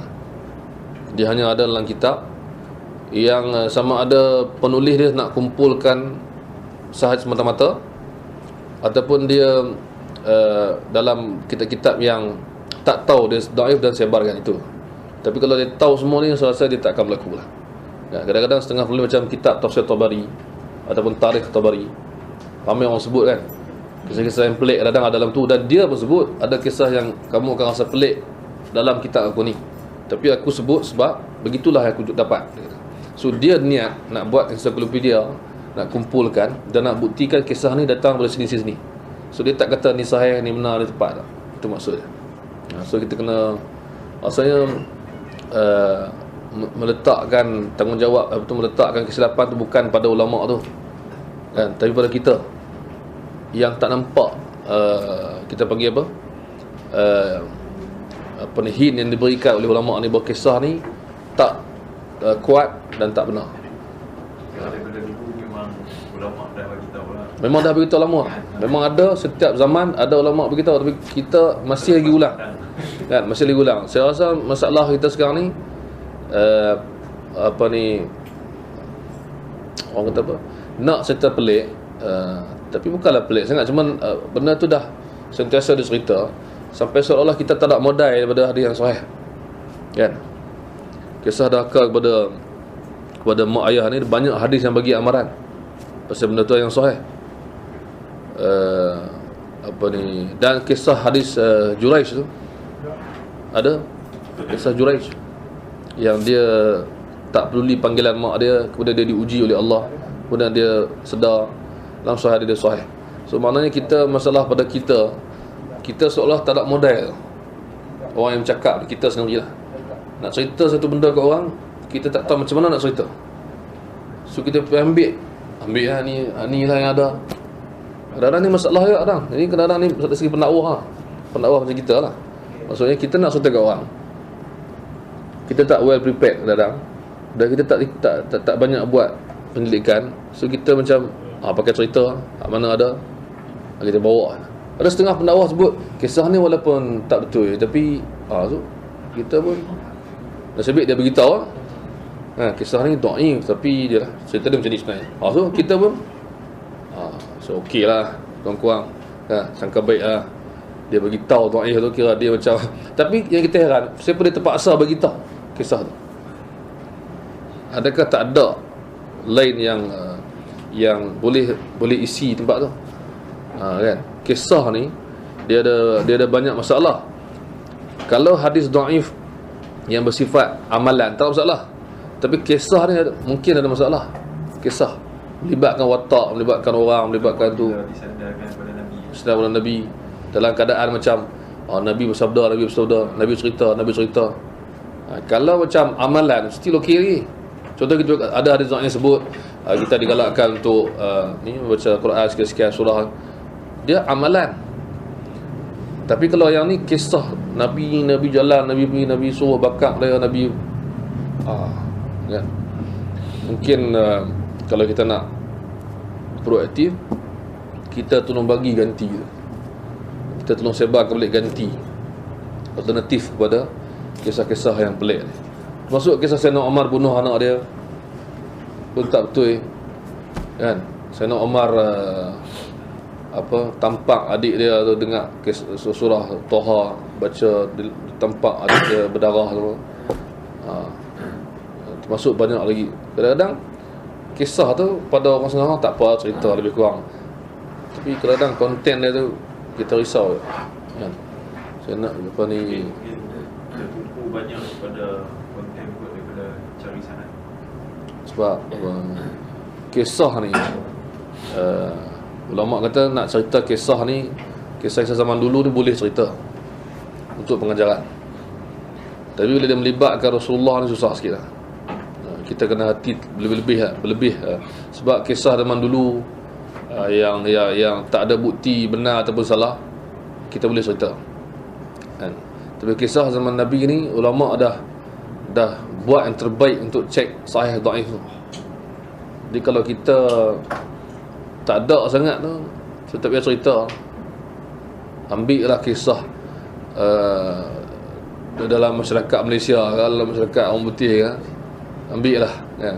Sebab Nabi ni susah nak cakap sebab ramai orang guna sangat. Ramai sangat orang guna kan.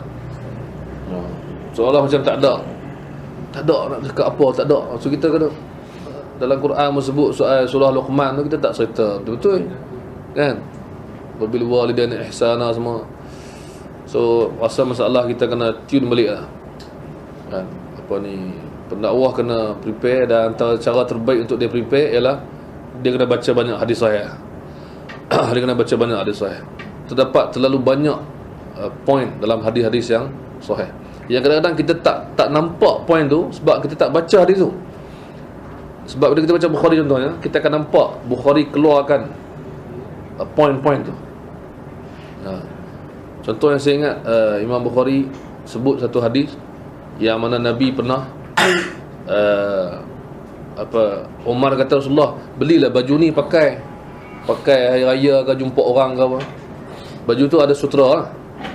So Nabi kata tak boleh pakai. Kemudian hari lain Nabi dapat, Nabi bagi hadiah dekat Umar kata, Rasulullah, kau cakap tak boleh pakai, kau bagi hadiah kat aku. Rasulullah kata bukan suruh pakai, suruh hadiah kat orang.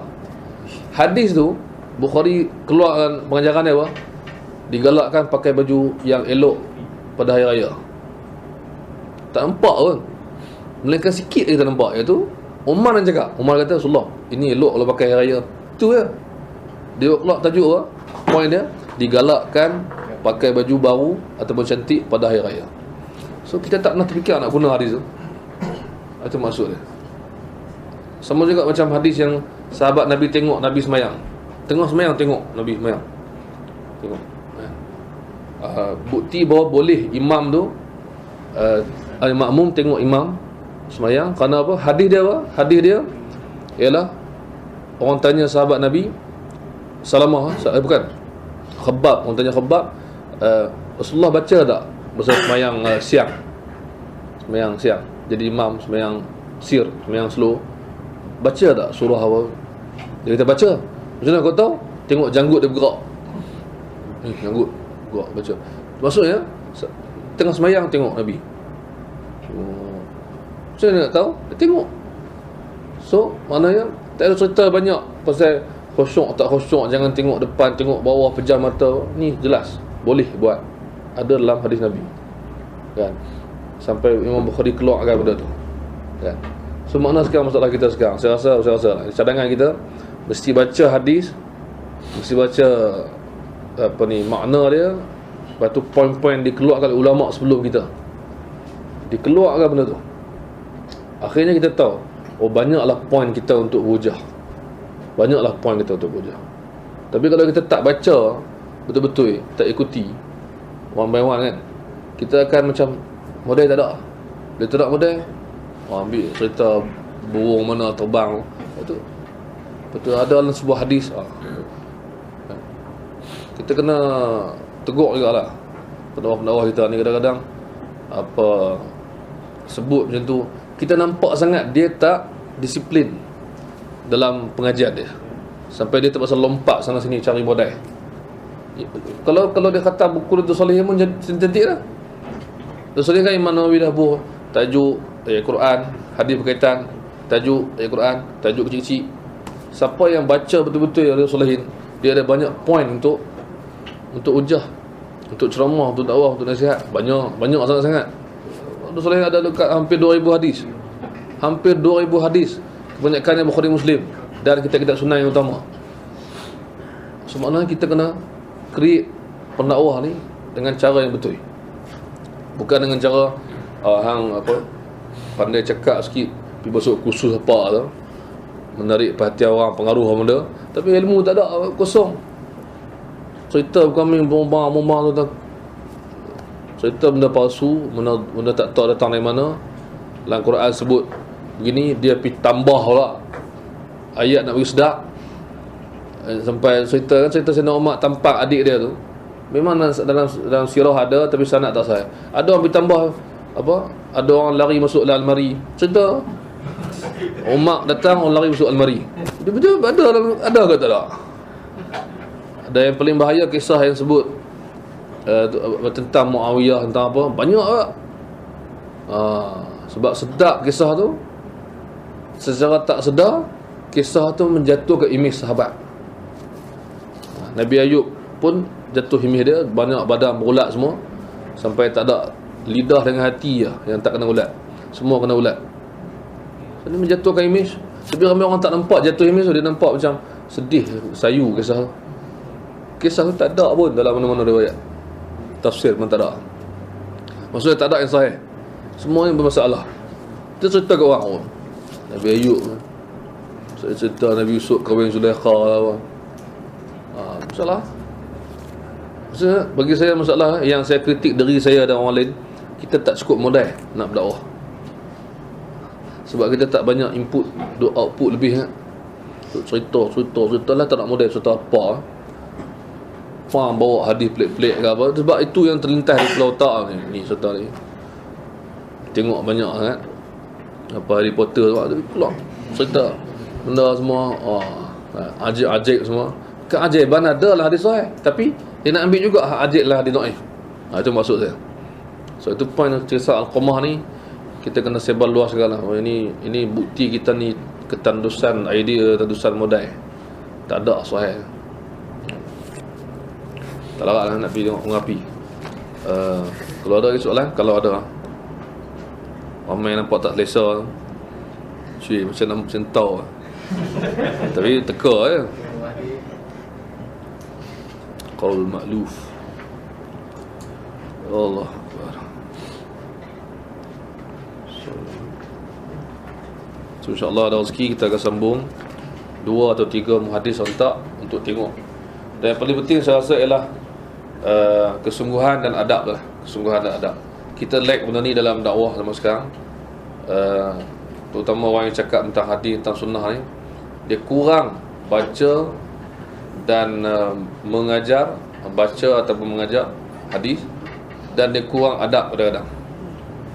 Kurang adab, cakap lebih kurang dengan orang, semua nak buat semua,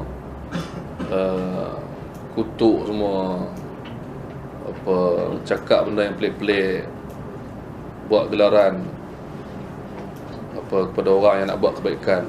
Allahuaklam, kita hati kita sakit macam mana sampai orang nak buat baik pun kita rasa macam dengki ke. Bila orang buat baik kita patut syukur, alhamdulillah ada agak orang buat baik kan. Ada orang hafal Quran, syok lah kan, kita galakkan lah. Kita bukan nak cakap hafal tak faham buat apa. Ni perangai kita gitu. Ada tak kena. Baca hadis ada sanad pun tak faham buat apa. Jadi kita jawab dengan dia apa? Aku tak faham, aku ada sanad, hang dua-dua tak ada. So kita nak bergaduh. Yang terbaik ialah hang ada sanad bagi aku. Aku ada ilmu, aku bagi hang. So kita kongsi. Tak boleh ya? Kalau dia kata, oh ustaz lah yang duk sibuk sanad ni, dah hang ada tak? Kalau hang tak ada, aku nak bagi ilmu yang ada, bagi kami. Kan? Cakap mudah-mudah, cakap adik-beradik lah. Kan? Kalau nak cakap bergaduh boleh. Kan? Kita sama-sama muda ni, bukan tua sangat. Kan? Tapi itu bila nak berkelahi. Kan? Asal orang buat kerja ya dengki. Kata tak penting, tak penting. Betul, apa yang penting? Kan? Sebab tu Imam Zahabi kata dalam kitab dia, kalau merantau jarak berapa? 1000 tahun tak Ustaz? 1000 tahun ke apa? Bukan 1000 tahun, 1000 apa? 1000 batu ke? Lupa lah. Jarak tu lama sangat, tapi nak baca Sahih Bukhari setahun jarak perjalanan, tapi sampai lepas setahun tu sampai nak baca Bukhari. Apa Imam Zahabi kata? Tak sia-sia. Sampai tahap tu positif ni. Tak sia-sia. Bila kita buat majlis baca hadis, kita buat baca, terjemah dan hurai. Tu kat mana yang sia-sia? Kalau baca saja pun tak sia-sia. Yang sia-sia apa? Tak baca. Itu sia. Yang tu yang cakap tu, dia tak baca. Jadi macam mana ilmu nak masuk tak baca? Nak hafal pun tak boleh. Pasal ulama kata nak hafal kena baca. Kena baca kuat-kuat. Oh boleh nampak, baca. Orang nak hafal dia buat apa zaman sekarang dah ada kitab. Macam tu pula. Lepas tu kita beli kitab tak baca apa-apa. Tu demi kau tu. Demi. Rupanya mungkin dia ada masalah lain kot. Yang rasanya elok kita letak dia dekat tepi. Kita ignore kejap. Biar ada seorang-seorang dia pompas pula. Duk pergi dia. Duk tepi. Kita nak buat kerja. Sebab tu insya-Allah Ibnu Mahdi akan buat beberapa program sepanjang September, boleh dikatakan setiap Ahad, dan Oktober pun kita dah rancang insya-Allah, dan kita doa biar kita istiqamah. Antara program menarik kita ialah untuk bulan ni kita ada bacaan Bukhari, kita ada bacaan Musnad Imam Syafi'i, yang rasa ramai orang yang tak pernah baca dan lihat. Kemudian kita ada program tentang jasa dan sumbangan Syekh Shu'aib Al-Arnaud, dibentang oleh Dr. Mazli dan Ustaz Nuruddin. So setiap bulan insya-Allah kita ada, dan kita akan ada bacaan Muwatta' Malik insya-Allah kita akan buat, dan masa ke semasa kita akan buat program yang rutin kita buat, macam hadis 40 nak review balik, tengok balik, nak hafal sebagainya. So benda ni insya-Allah akan berjalan, walaupun ada orang yang tak puas hati. Jangan sampai kita pergi ambil kitab Bukhari yang kita baru beli tu kita pergi hempuk atas kepala sekali. Jangan sampai tahap tu. Kita mesti boleh bersabar lagi. Kita baca Bukhari, tidur atas dia, tak apa. Hang cakap banyak sangat, aku buat pi kitab tu kat hang, pokok sebelah atas kepala sekali, buah rasa langit tinggi rendah. Tak mau macam tu, kan? Tapi kalau silap jalan jumpa bertembung, jangan risau. Jangan risau pula. Jangan selesa sangatlah. Kita sedia dengan senjata kita. Bukhari yang terbaik tu. Ini terbaik ni Bukhari ni besar tu, ketok kepala orang boleh pening tu. Kan? Injet tu boleh diganti keeper lain tu. Kan? Jadi insya-Allah saya terima kasih kepada yang hadir. Apa yang kita dapat kebaikan pada hari ini kita sebarkanlah. Dan apa yang saya mampu silap sebagainya tu tak ada masalah, sebab orang kata apa, sebenar mereka. So insya-Allah. Ustaz. Ya. Yang 23 bulan tu. Venue dah tahu. Venue dia rasa dah masuk dalam blok dah. Belum. Venue dia Shah Alam juga. Dewan. Dewan. Saya pun tak tahu tu apa orang lain yang confirmkan tempat tu. Dia Dewan Persatuan Ulama Malaysia Selangor. Persatuan Ulama Selangor. Dia Shah Alam. Section 7. Dekat Malaysia. Section 7. Saya pun tak tahu mana. Belakang Jekyll. Tu. Alhamdulillah. Okey. Bolehlah nak pergi tengok apa.